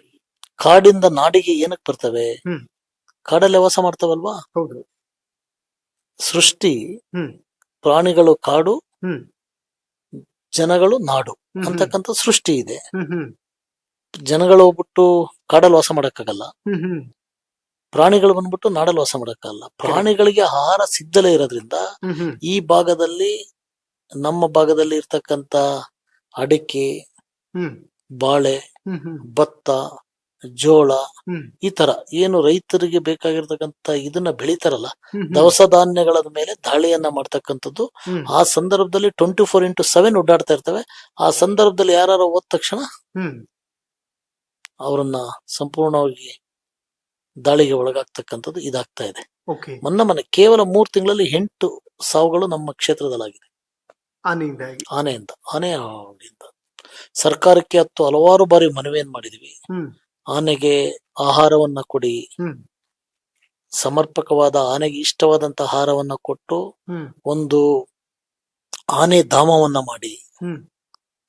ರೈಲ್ವೆ ಬ್ಯಾರಿಕೇಡ್ ಹಾಕಿ ಅದ್ರ ಒಳಗಡೆ ಎಲ್ಲ ಆಹಾರವನ್ನ ಬೆಳೆಸಿದ್ರೆ ಅದು ಒಂದು ಪ್ರವಾಸಿ ತಾಣವಾಗಿ ಹೊರಹೊಮ್ಮುತ್ತೆ. ಕರೆಕ್ಟ್. ಇದರಿಂದ ಸರ್ಕಾರಕ್ಕೆ ಆದಾಯ ಬರುತ್ತೆ ಹ್ಮ್ ಹ್ಮ್. ಅಂತಕ್ಕಂಥದ್ದಾಗ್ತಾ ಇದೆ. ಹ್ಮ್. ಇಲ್ಲಿ ಪ್ರತಿನಿತ್ಯ ಏನಾಗ್ತಾ ಇದೆ ಅಂದ್ರೆ ಎಕ್ಸ್ಪೆಂಡಿಚರ್ ಮಾತ್ರ ಬರ್ತಾ ಇದೆ. ಹ್ಮ್. ಆದ್ರೆ ಮೂಲ ಬೇಕಾಗಿರ್ತಕ್ಕಂಥದ್ದು ಆನೆಗಳಿಗೆ ಆಹಾರ, Correct. ಅದರ ಬಗ್ಗೆ ಚಿಂತನೆನೇ ಇಲ್ಲ. ಹ್ಮ್. ಪಟಾಕಿ ಓಡಿಸ್ತೀವಿ, ಹ್ಮ್.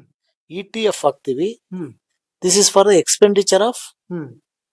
ಗೌರ್ಮೆಂಟ್. ಇದರಿಂದ ಸಾಲ್ವೇಷನ್ಸ್ ಇಲ್ಲ. ಓಕೆ.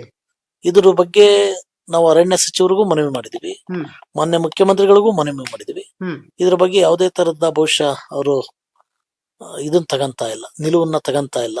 Okay. ಶಾಶ್ವತವಾದಂತ ನಿಲುವನ್ನ ತಗೊಂಡು ಇವತ್ತೇನಾಗ್ತಾ ಇದೆ, 6 ಗಂಟೆ ಮೇಲೆ ಯಾರು ಓಡಾಡಕ್ ಆಗ್ತಾ ಇಲ್ಲ. ಓ. ಮಲೆನಾಡು, ಅರೆಮಲೆನಾಡು ಹ್ಮ್. ನಮ್ಮ ಭಾಗ, ಈ ಭಾಗದಲ್ಲಿ ರಸ್ತೆಗಳು ಸುಸ್ಥಿತಿನಲ್ಲಿಲ್ಲ, ಹ್ಮ್. ದುಸ್ಥಿತಿನ ರಸ್ತೆಗಳಿದೆ. ಕರೆಕ್ಟ್. ಆನೆಗಳು ಗೊತ್ತಿದೆ ನಿಮ್ಗೆ, ಹ್ಮ್. ಹ್ಮ್. ಆನೆ ನಡೆದಿದ್ದೇ ದಾರಿ ಅನ್ನಂಗೆ. ಹೌದು. ಆನೆನ ತಡೆಯೋದಕ್ಕೆ ಯಾರಿಗೂ ಶಕ್ತಿ ಇಲ್ಲ. ಹ್ಮ್. ಈ ತರದ ಸ್ಥಿತಿಗತಿಯಾಗಿದೆ. ಸರ್ಕಾರ ಇದನ್ನ ಎತ್ತೇಚ್ಕೊಂಡು ಹ್ಮ್. ಇದಕ್ಕೆ ಶಾಶ್ವತ ಪರಿಹಾರವನ್ನ ಹುಡುಕ್ಬೇಕು ಅಂತಕ್ಕಂಥದ್ದನ್ನ ಹ್ಮ್. ನಾವು ಅವ್ರಿಗೆ ಮನವಿಯನ್ನ ಮಾಡಿದ್ವಿ.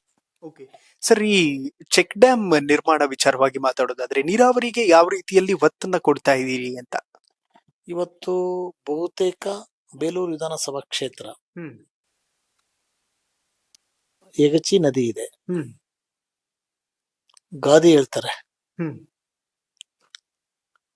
ಘಟ್ಟದ ವ್ಯಾಪಾರ ಒಪ್ಪಿಗೆ ಬಡತನ ಅಂತ. ಹ್ಮ್. ಹ್ಮ್. ಈ ಯಗಚಿ ನದಿಯಿಂದ ಹ್ಮ್. ಈ ಭಾಗದ ರೈತರಿಗೆ ಯಾರಿಗೂ ಸಹ ಹ್ಮ್. 4 ಎಕರೆಗೂ ನೀರಾವರಿ ಆಗಲ್ಲ. ಓಕೆ. ಇದು ಇಸ್ ಎ ಸ್ಟೋರೇಜ್. ಹ್ಮ್. ಹ್ಮ್. ಯಗಚಿಯಿಂದ ಹ್ಮ್. ಹೇಮಾವತಿಗೆ ಹೋಗುತ್ತೆ, ಹೇಮಾವತಿಯಿಂದ KRS ಹೋಗುತ್ತೆ, ಹ್ಮ್. KRS ಇಂದ ಹೊರ ರಾಜ್ಯಗಳಿಗೆ ಹ್ಮ್. ಸರಬರಾಜು ಮಾಡ್ಲಿಕ್ಕೆ ಇರ್ತಕ್ಕಂಥದ್ದಿದು. ಹ್ಮ್. ಹ್ಮ್. ಇವತ್ತು ನಮ್ಗೆ ಈ ಭಾಗಕ್ಕೆ ನೀರಾವರಿಗೆ ಇದ್ ಮಾಡಿದ್ರೆ, ಹ್ಮ್. ಮಲೆನಾಡು ಭಾಗದಲ್ಲಿ ಅಷ್ಟೊಂದು ಸಮಸ್ಯೆ ಇಲ್ಲ. ಹ್ಮ್. ಹ್ಮ್. ಈಗ ನಮ್ಮ ಅರೆಮಲೆನಾಡು ಬಯಲುಸೀಮೆ ಭಾಗಕ್ಕೆ ಇದ್ ಮಾಡ್ಕೊಂಡ್ರೆ ಒಂದು ರಣಘಟ್ಟ ಯೋಜನೆ ಅಂತಕ್ಕಂಥದ್ದು ಹ್ಮ್. ಹ್ಮ್.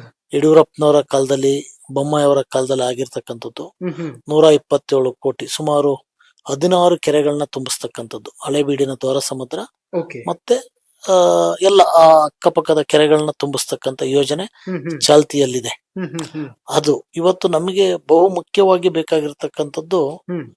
ಈ 6 ಪಂಚಾಯಿತಿ 61 ಹಳ್ಳಿಗಳಿಗೆ ಓಕೆ. ಹೆಬ್ಬಾಳ ಏತ ನೀರಾವರಿ ಯೋಜನೆ ಅಂತಕ್ಕಂಥದ್ದು. ಕರೆಕ್ಟ್. ಹ್ಮ್. ಸುಮಾರು 173 ಕೋಟಿಗೆ ಆ ಕಳೆದ ಸರ್ಕಾರ ಇದನ್ನು ಇದ್ ಮಾಡಿತ್ತು. ಹ್ಮ್. ಹ್ಮ್. ಇದನ್ನು ಹಲವಾರು ಬಾರಿ ಮಾನ್ಯ ಮಂತ್ರಿಗಳಿಗೆ, ಮುಖ್ಯಮಂತ್ರಿಗಳಿಗೆ ಮನವಿ ಮಾಡಿದೀವಿ. ಹ್ಮ್. ಇದೊಂದು ಯೋಜನೆ ಆದ್ರೆ ಈ ಭಾಗಕ್ಕೆ ಏನಿದೆ ಬೇಲೂರು ತಾಲೂಕಿಗೆ ಹ್ಮ್. ಸಂಪೂರ್ಣವಾಗಿ ಕೆರೆ ಕಟ್ಟೆಗಳು ತುಂಬುತ್ತವೆ. ಓಕೆ. ಕೆರೆ ಕಟ್ಟೆಗಳು ತುಂಬೋದ್ರಿಂದ ಅಂತರ್ಜಲ ಹೆಚ್ಚುತ್ತೆ. ಹ್ಮ್. ಹ್ಮ್. ಎಲ್ಲ ಈ ಭಾಗದಲ್ಲಿ ರೈತಾಪಿ ಬಂಧುಗಳೇ ಇರೋದು. ಒಂದು ಭಾಗದಲ್ಲಿ ಕಾಫಿ, ಹ್ಮ್. ಇನ್ನೊಂದು ಭಾಗದಲ್ಲಿ ಅಡಿಕೆ, ಹ್ಮ್. ಇನ್ನೊಂದು ಭಾಗದಲ್ಲಿ ಇವತ್ತು ಅತಿ ಹೆಚ್ಚು ಹ್ಮ್. ಏನು ತರಕಾರಿಗಳನ್ನ ಬೆಳಿತಕ್ಕಂತ ಇದು ಅಂದ್ರೆ ನಮ್ಮ ಹಳೆಬೀಡು ಮತ್ತೆ ಜಾವಗಲ್ಲು. ಇದರಲ್ಲಿ ಹ್ಮ್. ಆ ಕೆರೆಗಳನ್ನ ತುಂಬಿಸಿದ್ರೆ ಓಕೆ. ನಮ್ಗೆ ನೀರಾವರಿ ಆಗುತ್ತೆ, ಅಂತರ್ಜಲ ಹೆಚ್ಚುತ್ತೆ, ಬೋರ್ವೆಲ್ಗಳಲ್ಲಿ ನೀರು ಬರುತ್ತೆ, ಹ್ಮ್. ಹ್ಮ್. ನಮ್ಗೆ ರೈತರು ಸಮೃದ್ಧಿಯಾಗಿರ್ತಾರೆ. ಹ್ಮ್. ಹ್ಮ್. ಈ ಭಾಗದಲ್ಲಿ ಒಂದು ಬೃಹತ್ ಆದಂತಹ ಹ್ಮ್. ನೀರಾವರಿ ಏನು ಎತ್ತಿನೊಳೆ ಅಂತಕ್ಕಂಥ ಯೋಜನೆ ಹ್ಮ್. ಬಹುಶಃ ಕಳೆದ ವರ್ಷ ಮೊನ್ನೆ ಮುಖ್ಯಮಂತ್ರಿಗಳು, ಉಪಮುಖ್ಯಮಂತ್ರಿಗಳು ಸಕಲೇಶ್ಪುರದಲ್ಲಿ ಅದಕ್ಕೆ ಚಾಲನೆಯನ್ನ ಕೊಟ್ರು. ಓಕೆ. ಆದ್ರೆ ನಮ್ಮ ಭಾಗದಲ್ಲಿ ಸುಮಾರು 60 ಕಿಲೋಮೀಟರ್ ನನ್ನ ವಿಧಾನಸಭಾ ಕ್ಷೇತ್ರ ವ್ಯಾಪ್ತಿನಲ್ಲಿ ಹೋಗ್ತಕ್ಕಂಥದ್ದು. ಹ್ಮ್. ಹ್ಮ್. ಅಲ್ಪ ಸ್ವಲ್ಪ ಕಾಮಗಾರಿ ಆಗಿದೆ, ಹ್ಮ್. ಒಂದಿಷ್ಟು ಅತಿ ಹೆಚ್ಚು ಕಳಪೆ ಕಾಮಗಾರಿ ಆಗಿದೆ. ಹ್ಮ್. ಹ್ಮ್. ಅಲ್ಲಲ್ಲೇ ಬ್ರೇಕಪ್ ಇದೆ. ಹ್ಮ್. ಆ ನೀರನ್ನ ಎತ್ಕೊಂಡು ಹೋಗ್ತೀವಿ ಅಂತಾರೆ. ಅದು ಹೆಂಗ್ ಎತ್ಕೊಂಡು ಹೋಗ್ತಾರೆ ಅಂತಕ್ಕಂಥದ್ದು ಬಹುಶಃ ಹ್ಮ್. ನಮ್ಗೆಲ್ಲ ಗೊತ್ತಾಗ್ತಾ ಇಲ್ಲ. ಹ್ಮ್. ಹ್ಮ್. ಆದ್ರೆ ಹ್ಮ್. ಆ ಕೆರೆಗಳನ್ನ ಆ ಭಾಗದಲ್ಲಿ ತುಂಬಿಸ್ತಕ್ಕಂತ ಒಂದಿಷ್ಟು ಯೋಜನೆಗಳನ್ನ ಸಹ ನಾವು ಹಾಕೊಂಡಿದೀವಿ. ಹ್ಮ್. ಹ್ಮ್. ಹ್ಮ್. ಓಕೆ. ಅದ್ರ ಜೊತೆನಲ್ಲಿ ಆ ಯೋಜನೆ ಮಾಡ್ಲಿಕ್ಕೆ ಹೋಗಿ ಹ್ಮ್. ಹ್ಮ್. ಏನು ಇವತ್ತು ವೃದ್ಧರು, ಹ್ಮ್. ಶಾಲಾ ಮಕ್ಕಳು, ಹ್ಮ್. ಸಾಮಾನ್ಯರಿಗೆ ದೊಡ್ಡ ಹೊಡೆತವಾಗಿ ಪರಿಣಾಮ ಆಗಿದೆ. ಹ್ಮ್. ಹ್ಮ್. ಸುಮಾರು 60 ಕಿಲೋಮೀಟರ್ ವಿಸ್ತೀರ್ಣ. ಹ್ಮ್. 60 ಕಿಲೋಮೀಟರ್ ವಿಸ್ತೀರ್ಣದಲ್ಲಿ ಸುಮಾರು ಅನೇಕ ಹಳ್ಳಿಗಳು, 100 ಹ್ಮ್. ಹಳ್ಳಿಗಳು ಬರ್ತವೆ. ಹ್ಮ್. ಹ್ಮ್. ಎಲ್ಲ ರಸ್ತೆಗಳು ಸಹ ಪರಿಪೂರ್ಣವಾಗಿ ಹಾಳಾಗೋಗಿದಾವೆ. ಓಕೆ. ಇದಕ್ಕೆ ಯಾವುದೇ ತರದ ಅನುದಾನವನ್ನ ಕೊಡ್ತಾ ಇಲ್ಲ. ಹ್ಮ್. ಹ್ಮ್. ಸುಮಾರು 1,500 ಕೋಟಿ ಹ್ಮ್. ಅವ್ರು ಮಾಡಿರ್ತಕ್ಕಂಥ ನಷ್ಟಕ್ಕೆ ಬೇಕಾಗಿರೋ ರಸ್ತೆ ರಿಪೇರಿಗಳಿಗೆ ಹ್ಮ್. ಹ್ಮ್. ಇವತ್ತಿನವರೆಗೂ ಬಿಡಿಗಾಸನ್ನ ಬಿಡುಗಡೆ ಮಾಡಿಲ್ಲ. ಹ್ಮ್. ಹ್ಮ್. ಹ್ಮ್. ಓಕೆ. ಇದು ನಮ್ಮ ಕ್ಷೇತ್ರದ ದುಸ್ಥಿತಿ. ಹ್ಮ್. ಹ್ಮ್. ಯೋಜನೆ ತಗೊಂಡೋಗ್ಲಿ, ನೀರನ್ನ ಅವರು ಕೋಲಾರಕ್ಕಾರ ತಗೊಂಡೋಗ್ಲಿ, ಚಿಕ್ಕಬಳ್ಳಾಪುರ ತಗೊಂಡೋಗ್ಲಿ, ಎಲ್ಲಿ ಬೇಕಾದ್ರೂ ತಗೊಂಡೋಗ್ಲಿ, ನಮ್ದೇನ್ ಅಭ್ಯಂತರ ಇಲ್ಲ. ಬಟ್ ಆದ್ರೆ ಆ ಕ್ಷೇತ್ರದಲ್ಲಿ ಏನಾಗಿದೆ, ರಸ್ತೆಗಳನ್ನ ಇದನ್ನ ಮೂಲಭೂತ ಸೌಕರ್ಯಗಳು ಒದಗಿಸ್ತಕ್ಕಂಥದ್ದು, ಸಮುದಾಯ ಭವನಗಳು ಮಧ್ಯ ಬಂದಿರತಕ್ಕಂಥವನ್ನ ಕೆಡವಿರ್ತಕ್ಕಂಥದ್ದು, ಓಕೆ. ಇದೆಲ್ಲದೂ ಸಹ ಅಡೆತಡೆ ಆಗಿದೆ. ರೈತರುಗಳು ಅಸ್ತವ್ಯಸ್ತ ಆಗಿದ್ದಾರೆ. ಈ ಯೋಜನೆಯಿಂದ ಆರೋಗ್ಯದ ಮೇಲೆ ಪರಿಣಾಮ ಬೀರ್ತಾ ಇದೆ. ಡಸ್ಟ್ ಅಲರ್ಜಿ ಆಗ್ತಾ ಇದೆ. ಓಕೆ. ಅನೇಕ ವೃದ್ಧರಿಗೆ, ವಿದ್ಯಾರ್ಥಿಗಳಿಗೆ, ರೈತರುಗಳಿಗೆ ಅನಾನುಕೂಲ ಆಗ್ತಕ್ಕಂತ ಇದಾಗಿದೆ. ಅದಕ್ಕೆ ನಾನು ಸರ್ಕಾರಕ್ಕೆ ಮನವಿ ಮಾಡಿದ್ದೀನಿ. 1,500 ಕೋಟಿ ಪ್ರಪೋಸಲ್ ಕೊಟ್ಟಿದ್ದೀನಿ. ಓಕೆ. ಅಂದ್ರೆ ಆ ಯೋಜನೆಯಿಂದ ಹಾಳಾಗಿರ್ತಕ್ಕಂಥ ರಸ್ತೆಗಳಿಗೆ ಕೊಡಿ ಅಂತಕ್ಕಂಥದ್ದನ್ನ ಅವರು ಮೀನಾಮೇಷವನ್ನು ಎಣಿಸ್ತಾ ಇದ್ದಾರೆ. ಇದನ್ನ ಕೊಡಬೇಕು ಅಂತಕ್ಕಂಥದ್ದನ್ನ ನಾನು ಆಗ್ರಹನ ಮಾಡ್ತಾ ಇದ್ದೀನಿ. ಓಕೆ ಸರ್, 16 LKG ಮತ್ತು UKG ಶಾಲೆಗಳನ್ನ ಕೂಡ ಅನಾವರಣಗೊಳಿಸಿದಂತಹದ್ದಿದೆ. ಅದು ಕೂಡ ಸರ್ಕಾರಿ ಶಾಲೆಗಳಲ್ಲಿ. ಈ LKG UKG ಅನ್ನೋ ಕಾನ್ಸೆಪ್ಟ್ ನಮಗೆಲ್ಲ ಹೊಸದ್ದು, ಯಾಕೆಂದ್ರೆ ನಾವೆಲ್ಲ ಸರ್ಕಾರಿ ಶಾಲೆಗಳಲ್ಲಿ ಓದೋ ಟೈಮಲ್ಲಿ ಆ ಕಾನ್ಸೆಪ್ಟೇ ಇರ್ಲಿಲ್ಲ. ಅಟ್ಲೀಸ್ಟ್ ನೀವಾದ್ರೂ ಯಂಗ್ಸ್ಟರ್ ಇದ್ದೀರಾ, ನಿಮ್ಗೆ ಗೊತ್ತಾಗಿರುತ್ತೆ. ನಾವು LKG ಇದನ್ನ ಎಷ್ಟು 45 ವರ್ಷದ ಹಿಂದೆ ಓದಿರೋದು, ಅದು ಅವಾಗ ಇರಲಿಲ್ಲ. ಇವಾಗ ಅಂದ್ರೆ ಉತ್ತಮ ರಿಸಲ್ಟ್ ಅನ್ನ ನಮ್ಮ ಕ್ಷೇತ್ರ ಕೊಟ್ಟಿದೆ. ಅದರ ಪರಿಣಾಮವಾಗಿ ಸರ್ಕಾರ ಒಂದು ಯೋಜನೆಯನ್ನ ತಂದಿದೆ. 16 LKG UKG ಇದನ್ನ ಅದಕ್ಕೆ ಚಾಲನೆಯನ್ನ ಕೊಟ್ಟಿದೀವಿ. ಇವತ್ತೇನಾಗಿದೆ ಅಂದ್ರೆ ಈ ಭಾಗದಲ್ಲಿ ಇವತ್ತು KPSC ಶಾಲೆಗಳು ಅಂತ ಮಾಡಿದ್ದಾರೆ. 3 ಶಾಲೆಗಳಿಗೆ ಅನುಮೋದನೆ ಕೊಟ್ಟಿದ್ದಾರೆ. ನಂದ ಏನು ಮನವಿ ಅಂದ್ರೆ, ತಾವು KPSC ಶಾಲೆ ಅನೌನ್ಸ್ ಮಾಡ್ತೀರಾ, ಅದಕ್ಕೆ ಮೂಲಭೂತ ಸೌಕರ್ಯ ಕೊಡಿ. ಅಲ್ಲ, ಕಟ್ಟಡಗಳಿಲ್ಲ. ನಿಮ್ಮ ಗಮನದಲ್ಲಿರ್ಲಿ, ಎಲ್ಲ ದುಸ್ಥಿತಿನಲ್ಲಿ ಇವತ್ತು ಶಾಲಾ ಕಟ್ಟಡಗಳಷ್ಟು ದುಸ್ಥಿತಿ ಬೇರೆ ಯಾವುದೂ ಸಹ ಇಲ್ಲ. ಅಂಗನವಾಡಿಗಳು, ಶಾಲಾ ಕಟ್ಟಡಗಳು, ಹಾಸ್ಪಿಟ್ಲುಗಳು ಸಂಪೂರ್ಣ ದುಸ್ಥಿತಿನಲ್ಲಿದ್ದಾವೆ. ಇದನ್ನ ಕೊಟ್ಟಾಗ ಮಾತ್ರ ಮಕ್ಕಳುಗಳು ಆ ಶಾಲೆಗೆ ಹೋಗ್ಲಿಕ್ಕೆ ಸಾಧ್ಯ. ಇದು ಕೊಡೋದ್ರಲ್ಲಿ ಸರ್ಕಾರ ಎಲ್ಲೋ ಒಂದ್ ಕಡೆ ವಿಫಲ ಆಗ್ತಾ ಇದೆ. ಓಕೆ ಸರ್, ಪದೇ ಪದೇ ಬಿಜೆಪಿಯ ನಾಯಕರು ಮತ್ತು JDS ನ ಒಂದಷ್ಟು ನಾಯಕರು ಪ್ರಸ್ತಾಪ ಮಾಡೋದು, ಈ ಸರ್ಕಾರ ಜಾಸ್ತಿ ದಿನ ಇರಲ್ಲ, ಈ ಸರ್ಕಾರ ಹೋಗ್ಬಿಡುತ್ತೆ, ಅಥವಾ DK ಶಿವಕುಮಾರ್ ಮುಖ್ಯಮಂತ್ರಿ ಆಗ್ತಾರಂತೆ, ಹಾಗಂತೆ ಹೀಗಂತೆ ಅನ್ನೋದಿರುತ್ತೆ. ನಿಮ್ಗೇನಾದ್ರೂ ಸೋರ್ಸ್ ಇದೆಯಾ ಅಂತ? ಸೋರ್ಸು ಇನ್ನೊಂದು ಮತ್ತೊಂದು ಅದ್ರ ಬಗ್ಗೆ ನಮ್ಗೆ ಅಷ್ಟೊಂದು ದೊಡ್ಡದ ಇದೆಲ್ಲ ಗೊತ್ತಿಲ್ಲ. ನಮ್ಮ ನಾಯಕರುಗಳು ಏನ್ ಹೇಳ್ತಾರೆ, ನಮ್ಮ ಪಕ್ಷದ ಏನ್ ಹೇಳುತ್ತೆ ಅದನ್ನ ಪಾಲನೆ ಮಾಡ್ತಕ್ಕಂಥದ್ದು ನಮ್ಮ ಕರ್ತವ್ಯ. ಓಕೆ. ನಿಮ್ಗೇನು ಅನುಮಾನ ಇಲ್ವಾ ಸರ್ಕಾರ ಸುಭದ್ರವಾಗಿರುತ್ತೆ ಆತರ? ಪ್ರಜಾಪ್ರಭುತ್ವದಲ್ಲಿ ಯಾವ ಕ್ಷಣಕ್ಕೆ ಏನ್ ಬೇಕಾದ್ರೂ ಆಗ್ಬೋದು. ಸುಭದ್ರ ಸರ್ಕಾರನೂ ಹೋಗ್ಬೋದು, ಅತಂತ್ರ ಸರ್ಕಾರನೂ ಬರ್ಬೋದು. ಹಾಗಾಗಿ ಯಾವ್ದನ್ನು ಸಹ ನಾವು ಹೀಗೆ ಆಗತ್ತೆ, ಹೀಗೆ ಇರುತ್ತೆ ಅಂತ ನಿರೀಕ್ಷೆಯನ್ನ ಹೇಳಲಿಕ್ಕಾಗಲ್ಲ. ಸಮಯ, ಸಂದರ್ಭ, ಪ್ರಕೃತಿ ಎಲ್ಲದಕ್ಕೂ ಬುದ್ಧಿ ಕಲಿಸುತ್ತೆ. Correct sir.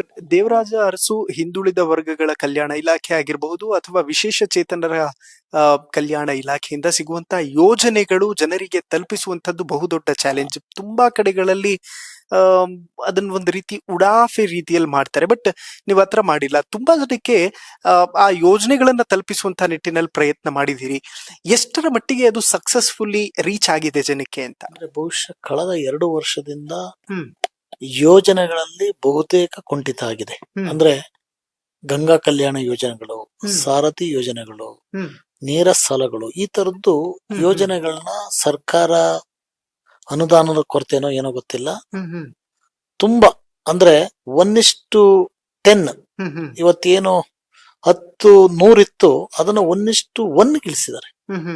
ಆ ಮಟ್ಟಕ್ಕೆ ಇವತ್ತು ರೈತರಿಗೆ ಸಮರ್ಪಕವಾಗಿ ನಾವು ಇದ್ ಮಾಡಕ್ ಆಗ್ತಾ ಇಲ್ಲ. ಯಾಕೆಂದ್ರೆ ಬಹುತೇಕ ರೈತರುಗಳು ಗಂಗಾ ಕಲ್ಯಾಣ ಯೋಜನೆ ಸರ್ಕಾರ ಕೊಡುತ್ತೆ ಅಂತಕ್ಕಂಥದನ್ನ ಕಾಯ್ತಾ ಇರ್ತಾರೆ. ಇವತ್ತು ಅದರಲ್ಲಿ ಸರ್ಕಾರ ಕೊಡ್ತಾ ಇಲ್ಲ. ಕೇವಲ ಏನು ವೀರಶೈವ ಸಮಾಜಕ್ಕೆ 3 ಕೊಟ್ಟಿರ್ತಕ್ಕಂಥದ್ದು, ಒಕ್ಕಲಿಗರಿಗೆ 2 ಕೊಟ್ಟಿರ್ತಕ್ಕಂಥದ್ದು, ಇಡೀ ಕ್ಷೇತ್ರಕ್ಕೆ. SC STಗಳು ಅತಿ ಹೆಚ್ಚು ಇರ್ತಕ್ಕಂಥದ್ದು ಕೇವಲ 17 ಬೋರ್ವೆಲ್ಗಳನ್ನ ಕೊಟ್ಟಿದ್ದಾರೆ. 3,000 ಅರ್ಜಿಗಳು ಬಂದಿದೆ. ಏನು ಪ್ರತಿ ವರ್ಷ 3,000, 5,000 ಅರ್ಜಿಗಳನ್ನ ಹಾಕ್ತಾ ಇರ್ತಾರೆ. ಕಳೆದ 2018-19 ಯೋಜನೆಗಳನ್ನು ಇನ್ನೂ ಪರಿಪೂರ್ಣ ಆಗಿಲ್ಲ. ಕಳೆದ 134ನೇ ಡಾಕ್ಟರ್ ಬಾಬಾ ಸಾಹೇಬ್ ಅಂಬೇಡ್ಕರ್ ಸಂವಿಧಾನದ ದಿವಸ 72 ಜನಕ್ಕೆ ಬೋರ್ವೆಲ್ಗಳನ್ನ ಮತ್ತೆ ಪಂಪು ಮೋಟರ್ಗಳನ್ನ ಕೊಡುವುದರ ಮುಖಾಂತರ ಬಾಬಾ ಸಾಹೇಬ್ ಅಂಬೇಡ್ಕರ್ ಸಂವಿಧಾನ ಕೊಟ್ಟಂತ ಮಹಾನ್ ನಾಯಕನಿಗೆ ಗೌರವವನ್ನ ನಾವು ಸಮರ್ಪಣೆ ಮಾಡಿದೀವಿ. ಇದು ಪ್ರಪ್ರಥಮ ಕ್ಷೇತ್ರದಲ್ಲಿ ಅಂತ ನಾನು ಅನ್ಸುತ್ತೆ. ಓಕೆ ಸರ್, ಇನ್ನೊಂದು ಪ್ರಶ್ನೆ, ಲೈಕ್ ತುಂಬಾ ಜನ ಶಾಸಕರಿಗೆ ಒಂದು ರೆವಲ್ಯೂಷನ್ ತಮ್ಮ ಕ್ಷೇತ್ರದಲ್ಲಿ ಆಗ್ಬೇಕು ಅನ್ನುವಂಥದ್ದು ಇದ್ದೇ ಇರುತ್ತೆ. ಇನ್ನು 3 ವರ್ಷಗಳ ಕಾಲ ಟರ್ಮ್ ಇದೆ. ಈ 3 ವರ್ಷಗಳಲ್ಲಾದ್ರೂ ಅಟ್ಲೀಸ್ಟ್ ಏನಾದ್ರೂ ಫುಲ್ಫಿಲ್ ಮಾಡೋಣ ಅನ್ನುವಂಥದ್ದಕ್ಕೆ ಹೋರಾಟ ಕಾನ್ಸ್ಟೆಂಟ್ಲಿ ಮಾಡ್ತಾ ಇರ್ತೀರಿ. ಆ ನಿಟ್ಟಿನಲ್ಲಿ ಏನ್ ಯೋಜನೆಗಳನ್ನ ಹಾಕೊಂಡಿದ್ದೀರಿ ಅಂತ? ಈ 3 ವರ್ಷದಲ್ಲಿ ಏನು ರೈತರು ಭಯಭೀತಿಯಿಂದ ಬದುಕ್ತಾ ಇದ್ದಾರೆ. ಫಸ್ಟ್ ಆನೆಗಳನ್ನ ಇಲ್ಲಿಂದ ಹೊರಗಡೆ ಕಳಿಸ್ಕೊಡ್ತಕ್ಕಂಥದ್ದು, ಅಂದ್ರೆ ರೈತರಿಗೆ ಭಯಭೀತಿ ಯಾವುದೇ ಇದಿಲ್ದಂಗೆ. ಆಮೇಲೆ ಇವತ್ತೇನು ಮೂಲಭೂತ ಸೌಕರ್ಯ, ಇದು ವಿಶ್ವವಿಖ್ಯಾತ ಆಗಿರ್ತಕ್ಕಂಥ ಚೆನ್ನಕೇಶ್ವರ ದೇವಸ್ಥಾನ ಇದೆ. ಸಂಪೂರ್ಣ ಇಲ್ಲಿ ದುಸ್ಥಿತಿನಲ್ಲಿದೆ. ಯಾವುದೇ ಒಳಗಡೆ ರಸ್ತೆಗಳು, ಇನ್ನೊಂದು ಮತ್ತೊಂದು ಮೂಲಭೂತ ಸೌಕರ್ಯಗಳಿಲ್ಲ. ಅದನ್ನ ಅಭಿವೃದ್ಧಿಯನ್ನ ಮಾಡ್ತಕ್ಕಂಥದ್ದು. ಈಗಾಗಲೇ ಯುನೆಸ್ಕೋಗೆ ಸೇರಿರೋದ್ರಿಂದ ಸಾವಿರಾರು ಜನ ಭಕ್ತಾದಿಗಳು ಬರ್ತಾರೆ ಇಲ್ಲಿ ತಂಗ್ಲಿಕ್ಕೆ. ಮೂಲಭೂತ ಮತ್ತೆ ಇದು ತಂಗ್ಲಿಕ್ಕೂ ಇಲ್ಲ, ಏನು ಮೂಲಭೂತ ಸೌಕರ್ಯಗಳು ಸಹ ಇಲ್ಲ, ಯಾವುದೊಂದು ಸಹ ಇಲ್ಲ. ಸರ್ಕಾರಕ್ಕೆ, ಪ್ರವಾಸೋದ್ಯಮ ಸಚಿವರಿಗೆ 100 ಬಾರಿ ಮನವಿಯನ್ನ ಮಾಡಿದ್ದೀನಿ. ಇಲ್ಲಿ ಈ ತರದ್ದು ವ್ಯವಸ್ಥೆ ಇದೆ, ಹಿಂಗ್ ಮಾಡ್ಬೇಕು ಅಂತಕ್ಕಂಥದ್ದನ್ನ ಯಾವುದೇ ತರದ ಸರ್ಕಾರ ಮುಂದೆ ಬಂದಿಲ್ಲ.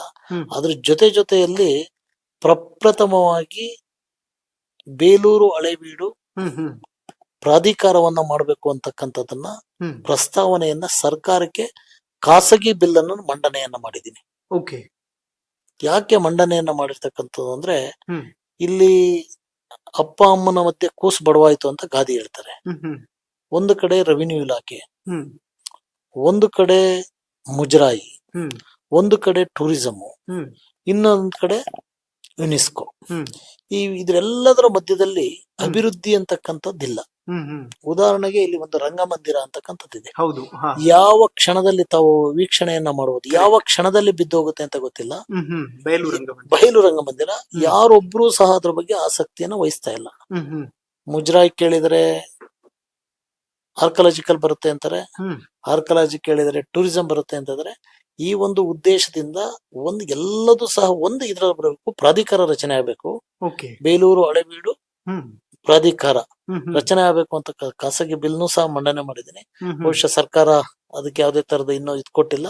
ಮುಂದಿನ ಸದನದಲ್ಲಿ ಅದರ ಬಗ್ಗೆ ಮಾತಾಡ್ಬೇಕಾಗುತ್ತೆ. ಓಕೆ ಸರ್, ತಾವು ಸಿವಿಲ್ ಇಂಜಿನಿಯರ್ ಆಗಿರುವಂತವ್ರು, ಲೈಫಲ್ಲಿ ಕಷ್ಟಗಳನ್ನ ನೋಡಿದಿರಿ ಅಂತ? ಸಂಪೂರ್ಣವಾಗಿ ಕಷ್ಟಗಳನ್ನ ನೋಡ್ಕೊಂಡೆ ಬಂದಿರೋದು. ಬಹುಶಃ ಇನ್ನು ಸುಖ ಅಂತೂ ನೋಡಿಲ್ಲ, ಕಷ್ಟಗಳಲ್ಲೇ ಎವ್ರಿಡೇ ಸಾಕ್ತಾ ಇದೀವಿ. ಓಕೆ, ಯಾವ ತರದ ಕಷ್ಟಗಳನ್ನ ಎದುರಿಸಿದೀರಿ ಸರ್? ಅಲ್ಲ, ನಾವೆಲ್ಲ ಸಾಮಾನ್ಯ ಕುಟುಂಬದಿಂದ ಬಂದಿರ್ತಕ್ಕಂಥವ್ರು. ಸಾಮಾನ್ಯ ಕುಟುಂಬದಿಂದ ಬಂದಂತವ್ರಿಗೆ ಗೊತ್ತಾಗತ್ತೆ ಅದ್ರ ಕಷ್ಟಗಳು ಏನು ಅಂತಕ್ಕಂಥದ್ದು.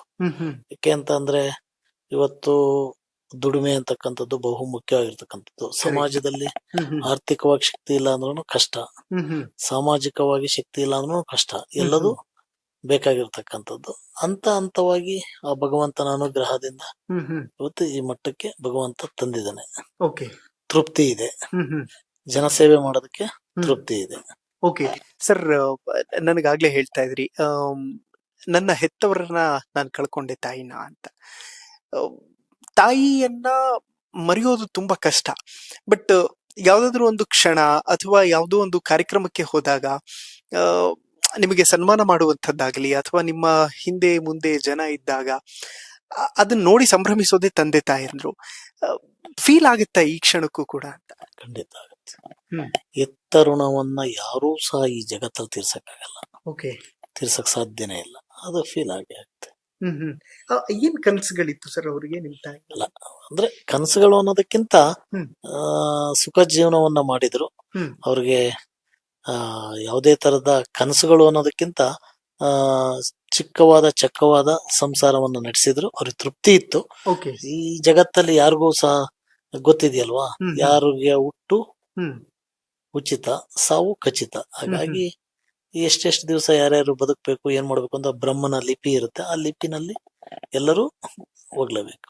ಹಾಗಾಗಿ ಅವ್ರ ನಮಗೆ ಖುಷಿ ಇದೆ ಏನಂತ, ಅವ್ರ ಎಲ್ಲ ಆಸೆ ಆಕಾಂಕ್ಷೆಗಳನ್ನ ನಾವು ಅಂದ್ರೆ ಮಕ್ಕಳಾಗಿ ನಾವೆಲ್ಲ ಮಾಡಿದೀವಿ. ಹಾಗಾಗಿ ಆ ತರದ್ದೇನು ಬೇರೆ ಅವ್ರೇನೋ ಏನೋ ಅವ್ರಿಗೆ ಆಸೆ ಇತ್ತಪ್ಪ ಅದನ್ನ ಫುಲ್ಫಿಲ್ ಮಾಡಲಿಲ್ಲ, ಆ ತರದ್ದೇನಿಲ್ಲ. ಅವರು ಸಹ ಸಮೃದ್ಧಿಯಾಗಿ ನಮ್ಗೆಲ್ಲ ಆಶೀರ್ವಾದ ಮಾಡಿ ಇದ್ ಮಾಡಿದ್ದಾರೆ.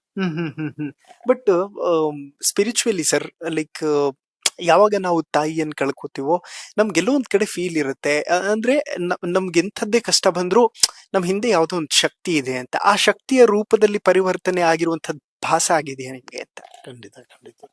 ಈಗ ಉದಾಹರಣೆಗೆ ನನಗೆ ಒಂದಿಷ್ಟು ಅಂದ್ರೆ ತಾಯಿ ಕಳ್ಕೊಂಡೆ ಅನ್ನೋ ಫೀಲ್ಕಿಂತ ಅವ್ರ ಆಶೀರ್ವಾದ ನಮ್ಮ ಮೇಲೆ ಯಾವಾಗ್ಲೂ ಇರುತ್ತೆ.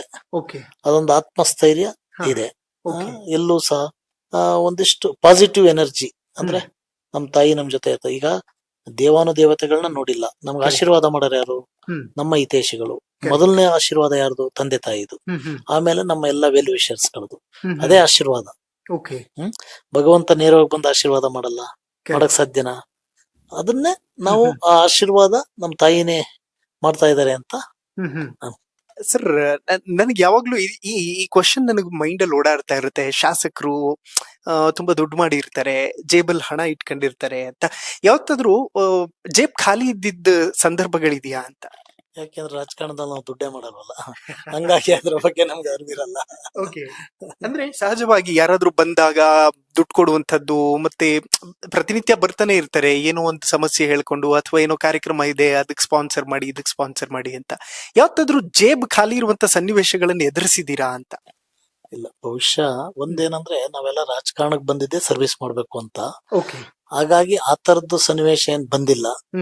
ಆಮೇಲೆ ನಾವ್ ಎಷ್ಟ್ ದಿವಸ ಈ ಸಮಾಜದಲ್ಲಿ ಬದುಕ್ತೀವಿ ಅಷ್ಟ್ ದಿವಸ ಸಮಾಜ ಸೇವೆ ಮಾಡ್ಬೇಕು, ಬೇರೆಯವ್ರಿಗೆ ಸಹಕಾರ ಮಾಡ್ಬೇಕು, ದಾನ ಮಾಡ್ಬೇಕು ಅಂತಲೇ ನಮ್ಮ ಉದ್ದೇಶ ಇರೋದ್ರಿಂದ ಆ ತರದ್ದೇನು ನಮ್ಗೆ ಕಂಡು ಬಂದಿಲ್ಲ. ಸರ್, ನಿಮಗೆ ಪೊಲಿಟಿಕಲ್ ಸ್ಟ್ರಾಟಜಿಗಳನ್ನು ಮಾಡುವಂತದ್ದು ಯಾರು? ಎಲ್ಲ ನಮ್ಮ ಮುಖಂಡರುಗಳು, ನಮ್ಮ ಕಾರ್ಯಕರ್ತರುಗಳು. ಯಾರು ಪರ್ಟಿಕ್ಯುಲರ್ ಹ್ಯಾಂಡ್ ಅಂತ ಹಿಂದೆ ವರ್ಕ್ ಮಾಡೋರು ಆ ತರದ್ದೇನು ಇಲ್ಲ? ಎಲ್ಲ ಹಿತೈಷಿಗಳೇ. ಅದಕ್ಕಿಂತ ಬೇಕಾ? ಈಗ ಹಿಂದೆ ವರ್ಕ್ ಮಾಡಿ ಹೊರಗಡೆ ಅವ್ರು ಇದ್ ಮಾಡೋ ಬದಲು ಒಳಗಡೆ ಇರ್ತಕ್ಕಂತ ಎಲ್ಲ ನಮ್ಮ ಮುಖಂಡರುಗಳು ಏನಿದಾರೆ, ನಮ್ಮ ಲೀಡರ್ಸ್ ಗಳು, ನಮ್ಮ ಕಾರ್ಯಕರ್ತರುಗಳು, ಅವ್ರಕ್ಕಿಂತ ನೋಡಿ ಸರ್ 24x7 ಅವ್ರ ಜೊತೆ ಇರ್ತಕ್ಕಂಥವ್ರು.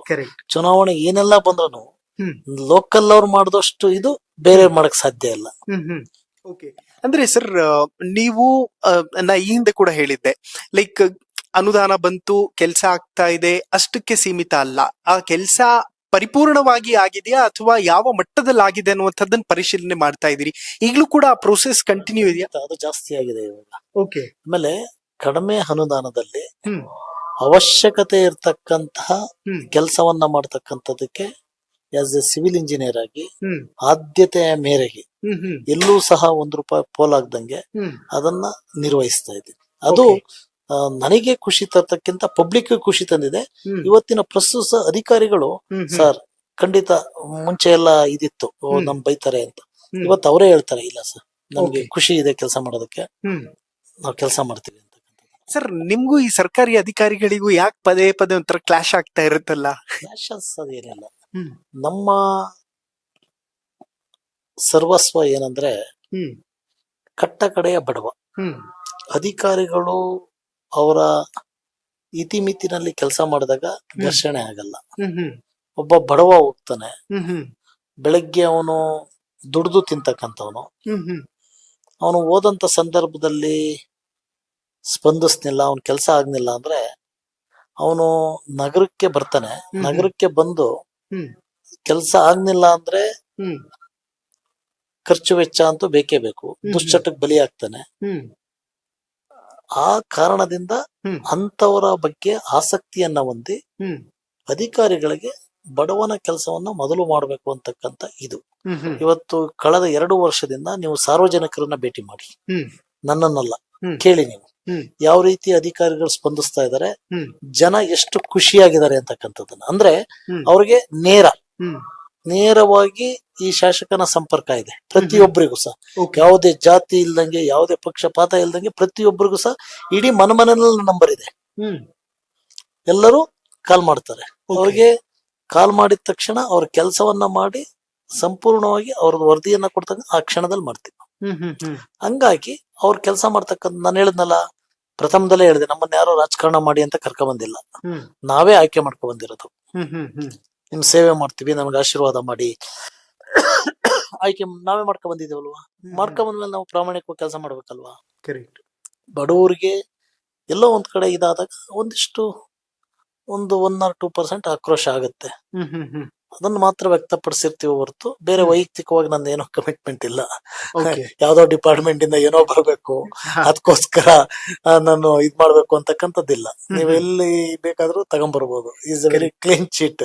ಓಕೆ ಸರ್, ನೀನು ಧರ್ಮವನ್ನ ಕಾಯಿ, ಧರ್ಮ ನಿನ್ನ ರಕ್ಷಣೆ ಮಾಡುತ್ತೆ ಅನ್ನುವಂತಹ ಮಾತಿದೆ. ನನಗೆ ನಿಮ್ಮ ಇನ್ಸ್ಟಾಗ್ರಾಮ್ ಪೋಸ್ಟ್ ಗಳನ್ನ ನೋಡಿದಾಗ ತುಂಬಾ ಫೀಲ್ ಆಗ್ತಾ ಇರುತ್ತೆ. ಲೈಕ್ ಪ್ರತಿ ದೇವಸ್ಥಾನದ ಕಾರ್ಯಕ್ರಮಗಳಿಗೆ ಹೋಗ್ತಿರ್ತೀರಿ, ಪೂಜಾ ಕಾರ್ಯಕ್ರಮಗಳಲ್ಲಿ ಭಾಗಿಯಾಗ್ತೀರಿ. ಧರ್ಮ ರಕ್ಷಣೆಯ ನಿಟ್ಟಿನಲ್ಲಿ ಹೇಗೆ ಕೆಲಸ ಮಾಡ್ತಾ ಇದ್ದೀರಿ ಅಂತ? ಸರ್, ಮನುಷ್ಯನಿಗೆ ಬೇಕಾಗಿರ್ತಕ್ಕಂಥದ್ದು ಧರ್ಮ. ಧರ್ಮ ಇಲ್ದಲೆ ಸಮಾಜ ಇಲ್ಲ. ಧರ್ಮವನ್ನ ಪಾಲನೆ ಮಾಡಿ ಆ ಧರ್ಮದ ಹಾದಿನಲ್ಲಿ ನಡೆದಾಗ ಮಾತ್ರ ನಾವು ಸಮಾಜಕ್ಕೆ ಸಂದೇಶವನ್ನ ಕೊಡ್ಬೋದು, ಸಮಾಜ ಸೇವೆಯನ್ನ ಮಾಡ್ಬೋದು.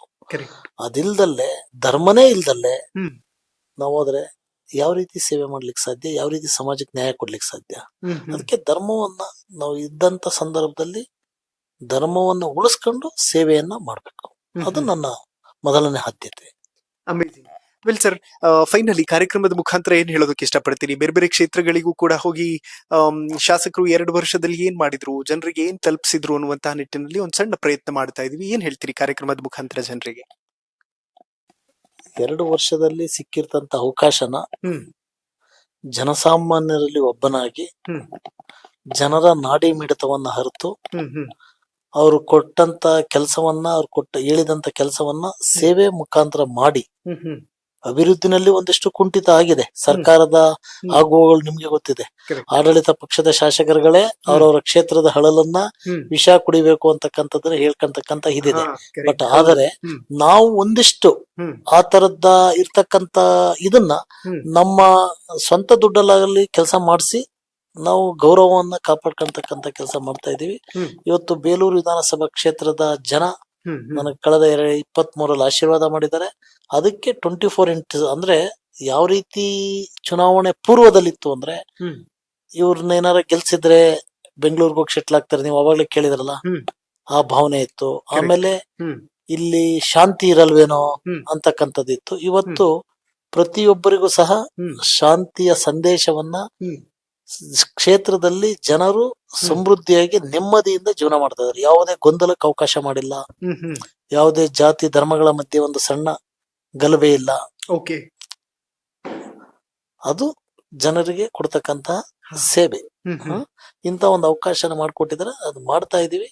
ಮುಂದಿನ ದಿವಸಗಳಲ್ಲಿ ತಾವ್ ಹೇಳ್ದಂಗೆ ಯಾವಾಗ ಏನ್ ಬೇಕಾದ್ರೂ ಆಗ್ಬೋದು, ಸರ್ಕಾರ ಹೋಗ್ಬೋದು, ಇರ್ಬೋದು.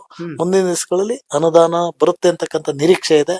ಖಂಡಿತವಾಗ್ಲೂ ಈ ಕ್ಷೇತ್ರವನ್ನ ಗುಣಮಟ್ಟದ ಅಭಿವೃದ್ಧಿಯನ್ನ ಮಾಡ್ತಕ್ಕಂಥ ಕೆಲಸನ ಪ್ರಾಮಾಣಿಕವಾಗಿ ನಾನು ಮಾಡ್ತೇನೆ. ಜನರ ವಿಶ್ವಾಸವನ್ನ ಉಳಿಸ್ಕಂತೀನಿ. Amazing. Thank you so much sir, ತುಂಬಾ ಖುಷಿ ಆಯ್ತು ಮಾತಾಡಿದ್ದು. Thank you sir. ಓಕೆ ವೀಕ್ಷಕರೇ, ಈಗ ಸಮಯ ರಾತ್ರಿ 9 ಗಂಟೆ ಆಗಿದೆ. ನಾವು ಇಲ್ಲಿ ಸರಿಸುಮಾರು ಒಂದು 5-5:30 ಸುಮಾರಿಗೆ ಬಂದ್ವಿ. ರಾತ್ರಿ 9 ಗಂಟೆ ಆದ್ರೂ ಹಳ್ಳಿಯಲ್ಲಿ ಜನ ನಿದ್ದೆ ಮಾಡ್ಬಿಡ್ತಾರೆ ಅಂತಾರೆ. ಬಟ್ ಇಲ್ಲಿ ಹುಲ್ಲಳ್ಳಿ ಸುರೇಶ್ ಅವರ ಮನೆಯಲ್ಲಿ ಸಿಕ್ಕಾಪಟ್ಟೆ ಜನ ಸೇರಿದ್ದಾರೆ. ಏನ್ ಸರ್, ಏನಾದ್ರೂ ವಿಶೇಷ ಪ್ರೋಗ್ರಾಮ್ ಏನಾದ್ರೂ ನಡೀತಿದ್ಯಾ ಹೇಗೆ, ಅಥವಾ ನಿತ್ಯ ಹೀಗೆ ಇರ್ತಾರ ಜನ ಅಂತ? ಇವತ್ತು ಸಂವಿಧಾನ ಶಿಲ್ಪಿ ಡಾಕ್ಟರ್ ಬಾಬಾ ಸಾಹೇಬ್ ಅಂಬೇಡ್ಕರ್ ಅವರ 134ನೇ ವರ್ಷದ ಜಯಂತಿ ಕಾರ್ಯಕ್ರಮ ಇವತ್ತು. ಅದರಲ್ಲೂ ಸಹ ಛಲವಾದಿ ಸಮುದಾಯದ ಎಲ್ಲ ಮುಖಂಡರುಗಳು ಪಕ್ಷಾತೀತವಾಗಿ ಎಲ್ಲ ಮುಖಂಡರುಗಳು ಸೇರಿ ಒಂದು ಕಾರ್ಯಕ್ರಮವನ್ನ ಮಾಡಿದ್ರು. ಅದರ ಪರಿಣಾಮವಾಗಿ ಇವತ್ತು ಇಡೀ ಬೇಲೂರಲ್ಲಿ ಒಂದು ಉತ್ತಮವಾದಂತ ಕಾರ್ಯಕ್ರಮ ಆಗಿದೆ. ಕಾರ್ಯಕ್ರಮ ಮುಗಿದು ಇನ್ನೇನ್ ಮನೆಗೆ ಹೋಗೋ ಟೈಮಲ್ಲಿ ಎಲ್ಲ ನನ್ನ ಸಹೋದರರು ಒಂದ್ಸಲ ಮಾತಾಡಿಸ್ಕೊಳ್ಳೋಣ, ಕಾರ್ಯಕ್ರಮ ಚೆನ್ನಾಗಿದೆ ಅಂತಕ್ಕಂತ ಬಂದಿದ್ದಾರೆ. ಡನ್. ಸಾಧ್ಯ ಆದ್ರೆ ಇಲ್ಲಿರುವಂತವ್ರನ್ನ ಮಾತಾಡಿಸ್ತೀನಿ. ಓಕೆ, ಯಾರು ಮಾತಾಡ್ತೀರಿ? ಬನ್ನಿ ಸರ್, ಈ ಕಡೆ ಬಂದ್ಬಿಡಿ. ಅಲ್ಲ, ನೀವ್ ಇಲ್ಲಿ ಮಿಡ್ಲಲ್ಲಿ ಬಂದ್ಬಿಡಿ ಸರ್. ಅಲ್ಲ, ನೀವು ಮಿಡ್ಲಲ್ಲಿ ಬನ್ನಿ ಒಂದ್ ನಿಮಿಷ.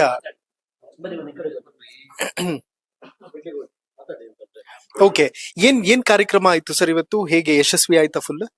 ಖಂಡಿತವಾಗೂ Baba Saheb doctor B R Ambedkar ಅವರ 134ನೇ ವರ್ಷದ ತಾಲೂಕು ಮಟ್ಟದ ಒಂದು ಕಾರ್ಯಕ್ರಮ ಅಂಬೇಡ್ಕರ್ ಜಯಂತಿ ತುಂಬಾ ಅರ್ಥಪೂರ್ಣವಾಗಿ ಒಂದು ಹಬ್ಬದ ರೀತಿಯಲ್ಲಿ ಈ ತಾಲೂಕೊಳಗೆ ಆಗಿದೆ. ಇವತ್ತು ನಿಮ್ ಶಾಸಕರು ದಲಿತ ಪರವಾಗಿ ನಿಲ್ತಾರ ಅಂತ? ಖಂಡಿತ 100% ನಿಲ್ತಾರೆ. ಅವರಿಗೆ ಯಾವುದೇ ಪಕ್ಷ ಇಲ್ಲ ಮತ್ತೆ ಜಾತಿ ಇಲ್ಲ. ಜಾತ್ಯಾತೀತವಾದ ಒಂದು ಹೃದಯ ಶ್ರೀಮಂತಿಕೆ ಉಳ್ಳಂತ ಶಾಸಕರು ಈ ಕ್ಷೇತ್ರದ ನಮ್ಮ ಶಾಸಕರು. ಓಕೆ, ಬಿಜೆಪಿ ಅವ್ರೇನೋ ದಲಿತರ ಹತ್ರ ಸೇರಿಸ್ಕೊಳ್ಳಲ್ಲ ಹಂಗೆ ಹಿಂಗೆ ಅಂತಾರತ್ತ. ಅದೇ ಮೊಸರಲ್ಲಿ ಕಲ್ಲು ಹುಡ್ಕೋದು ಅಂತಾರಲ್ಲ, ಹಂಗೆ ಆಗ್ದಿಲ್ದಾರ ಹೇಳ್ಬೋದು. ಅಷ್ಟು ಬಿಟ್ರೆ ನಮ್ಮ ಶಾಸಕರು ನಮ್ಮ ಅಫಿಡೇವಿಟ್ ಪ್ರಕಾರ ನಾವು ನೋಡಿಲ್ಲ ಎಲ್ಲೂ. ಹಿರಿಯ ಕೆಲವು ಜನ ತಿಳಿದಾರ ಹೇಳೋದು ಒಂದ್ ದೊಡ್ಡ ಮಟ್ಟದ ಶ್ರೀಮಂತರಿದ್ದಾರೆ ಅಂತ ನಾವು ಕೇಳಿದೀವಿ. ಅದ್ ನಮಗೆ ಇದಾರೋ ಇಲ್ಲೋ ನಮ್ಗೆ ಗೊತ್ತಿಲ್ಲ. ಆದ್ರೆ ಅವ್ರ ಹೃದಯ ಶ್ರೀಮಂತಿಕೆ ದೊಡ್ಡದಿದೆ ಅನ್ನೋದು ಮಾತ್ರ ನಮ್ಗೆ ಗೊತ್ತು. ಬೆಳಗಿನ ಜಾವ ಯಾರೇ ಒಬ್ರು ಕಾರ್ಯಕರ್ತರಾಗ್ಬೋದು, ಅಪರಿಚಿತರಾಗ್ಬೋದು, ಅವ್ರ ಮನೆ ಗೇಟ್ ಒಳಗ್ ಬಂದ್ರೆ ಮದ್ದು ವೆಲ್ಕಮ್ ಇರುತ್ತೆ. ಒಂದ್ ಕಾಫಿ ಅಥವಾ ಒಂದ್ ಟೀ ಅಥವಾ ಒಂದ್ ತಿಂಡಿ, ನಿಮ್ಗೆ ಲೆಟರ್ ಬೇಕಾ, ಸೈನ್ ಬೇಕಾ, ಫೋನ್ ಬೇಕಾ, ಏನ್ ಬೇಕೋ ಅಟ್ ಎ ಟೈಮ್ ಮಾಡ್ತಾರೆ. ಅದು ಪಕ್ಷಾತೀತವಾಗಿ ಜಾತ್ಯತೀತವಾಗಿ. ನನ್ನ ಪ್ರಕಾರ ಈ ಮನೆ ಒಳಗೆ ಆ ಪಕ್ಷದವ್ರಿಗಿಂತ ಇತರೆ ಪಕ್ಷದವ್ರು ಹೆಚ್ಚು ಬರ್ತಾರೆ, ಕೆಲಸ ಮಾಡ್ಸ್ಕೊಂಡು ಹೋಗ್ತಾರೆ. ಇದು ಅಕ್ಷರತಃ ಸತ್ಯ. ಇದು ನಮ್ಮ ಶಾಸಕರ ದೊಡ್ಡ ಗುಣ. ಕಮಲ ಅಂದ್ರೆ ಅಂಬೇಡ್ಕರ್ನ ಸಪೋರ್ಟ್ ಮಾಡೋರ್ಗೆ ಆಗಲ್ವಾ ಅಂತ? ಕಮಲ ಅಂತಂದ್ರೆ ಹಿಂದೆ ಇತಿಹಾಸವನ್ನು ಮರೆತವನು ಇತಿಹಾಸವನ್ನು ಸೃಷ್ಟಿಸಿದಂತ ಬಾಬಾ ಸಾಹೇಬ್ ಹೇಳಿದ್ದಾರೆ. ಮಾಯಾವತಿ ಮೇಡಮ್ ಈ ದೇಶದಲ್ಲಿ ಅತ್ಯಂತ ದೊಡ್ಡ ರಾಜಕಾರಣಿ. ಉತ್ತರ ಪ್ರದೇಶದಲ್ಲಿ ಬಿಜೆಪಿ ಜೊತೆ ಒಡನಾಡಿ ಇಟ್ಕೊಂಡು 2ರಿಂದ 3 ಬಾರಿ ಮುಖ್ಯಮಂತ್ರಿ ಆದದ್ದು ನಿದರ್ಶನ ಇರೋಂಥದ್ದು. ಇವತ್ತು ರಾಷ್ಟ್ರಪತಿನ ಯಾರು ಮಾಡಿದಾರೆ ಅನ್ನೋದು ನಿದರ್ಶನ ಇರೋಂಥದ್ದು. ಇಲ್ಲಿ ಇತಿಹಾಸ ತೆಗಿತಾ ಹೋದ್ರೆ ಕಾಂಗ್ರೆಸ್ಗಿಂತ ಹೆಚ್ಚಾಗಿ ಬಿಜೆಪಿನೇ ಈ ಸಮುದಾಯಕ್ಕೆ ದೊಡ್ಡ ಕೊಡುಗೆ ಕೊಟ್ಟಿದೆ. ಅದಕ್ಕೆ ಸಾಕಷ್ಟು ನಿದರ್ಶನಗಳಿದೆ. ಹೌದು, ನೀವೆಲ್ಲರೂ ಕೂಡ ಪಕ್ಷಾತೀತವಾಗಿ ಬಿಜೆಪಿ ಪರ ನಿಲ್ತೀರಾ ಅಂತ? ಬಿಜೆಪಿ ಅಂತ ವಿಚಾರದ ಬಗ್ಗೆ ನಾನು ವ್ಯಕ್ತಿಗವಾಗಿ ನಿಲ್ತೀನಿ. ಆದ್ರೆ ವ್ಯಕ್ತಿತ್ವದ ಪರವಾಗಿ ಸುರೇಶ್ ಅಣ್ಣನ ವ್ಯಕ್ತಿತ್ವ ನೋಡ್ಕೊಂಡು ನಿಲ್ಲರಿದ್ದಾರೆ. ನಮ್ಮ ಸಮುದಾಯ ಹೆಚ್ಚಿದ್ದಾರೆ. ಬಿಜೆಪಿ, ಕಾಂಗ್ರೆಸ್, ಜೆಡಿಎಸ್ ಅಂತಲ್ಲ. ನಮ್ಮ ಕಷ್ಟಕ್ಕೆ, ನಮ್ಮ ದುಃಖ ದುಮ್ಮಾನಗಳಿಗೆ ಯಾರು ಸ್ಪಂದಿಸ್ತಾರೆ ಅವರೇ ನಮ್ಮ ನಾಯಕರು. ಆ ನಾಯಕತ್ವದ ಗುಣ ನಮ್ಮ ನಾಯಕರಲ್ಲಿದೆ. HK ಸುರೇಶ್ ಅಣ್ಣ ಹತ್ರ ಇದೆ, ಈ ಬೇಲೂರು ವಿಧಾನಸಭಾ ಕ್ಷೇತ್ರದ ಶಾಸಕರಲ್ಲಿದೆ. Okay, done. ಸೊ ಇನ್ನೊಂದಷ್ಟು ಜನ ಇದಾರೆ, ಮಾತಾಡಿಸ್ತಾ ಹೋಗೋಣ. ಓಕೆ, ನೀವು ಎಲ್ಲಿಂದ ಬಂದಿದ್ದು? ನಾವು ಬೊಂಬಡಿಹಳ್ಳಿಯಿಂದ. ಬೊಂಬಡಿಹಳ್ಳಿ ಅಂತ ಇದೆಯಾ? ಓಕೆ, ಹೇಗೆ ನಿಮ್ಮ ಶಾಸಕರು ಸ್ಪಂದಿಸ್ತಾರ ಬಂದ್ರೆ? ಸ್ಪಂದಿಸ್ತಾರೆ. ಏನಾದ್ರೂ ಸಮಸ್ಯೆ ಹೇಳ್ಕೊಂಡ್ ಬಂದ್ರೆ ಸರಿ ಆಗುತ್ತಾ? ಪರಿಹಾರ ಸಿಗುತ್ತದ? ಪರಿಹಾರ ಸಿಗುತ್ತೆ. ಏನಾದ್ರು ತಂದಿದ್ರೆ ಇಲ್ಲಿ ಅವಲನ್ನೇನು ನಮ್ ಕಾರ್ಯಕ್ರಮದ ಬಗ್ಗೆ ತಂದಿರ್ತೀವಿ, ಅದು ಸ್ಪಂದಿಸಿದ್ದಾರೆ. Okay, done. ಸೊ ಇಲ್ಲಿ ಇನ್ನೊಂದಷ್ಟು ಜನ ಇದಾರೆ. ಸೊ ಎಲ್ರು ಕೂಡ ಪಾಪ ಸಮಯ ಆದ್ರೂ ಕೂಡ ಭೇಟಿ ಮಾಡಿ ಮಾತಾಡ್ಸೋದಕ್ ಬಂದಿದ್ದಾರೆ.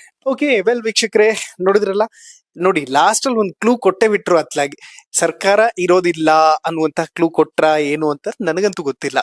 ಅವರವರ ಭಾವಕ್ಕೆ, ಅವರವರ ಭಕ್ತಿಗೆ. ಎನಿವೇಸ್, ಇವತ್ತು ಬೇಲೂರು ವಿಧಾನಸಭಾ ಕ್ಷೇತ್ರವನ್ನ ಕವರ್ ಮಾಡುವಂತಹ ಒಂದು ಸಣ್ಣ ಪ್ರಯತ್ನ ನಮ್ದಾಗಿತ್ತು.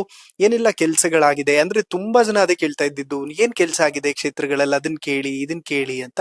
ಸೊ ಆ ನಿಟ್ಟಲ್ಲಿ ಒಂದು ಸಣ್ಣ ಪ್ರಯತ್ನ ಮಾಡಿದೀನಿ. ನೋಡ್ತಾ ಇರಿ ಹೆಲೋ ಹಿಂದೂ. ನಾನು ಸೈಯದ್ ಹಿದಾಯತ್, ಸೈನಿಂಗ್ ಆಫ್ ಬೇಲೂರಿನಿಂದ.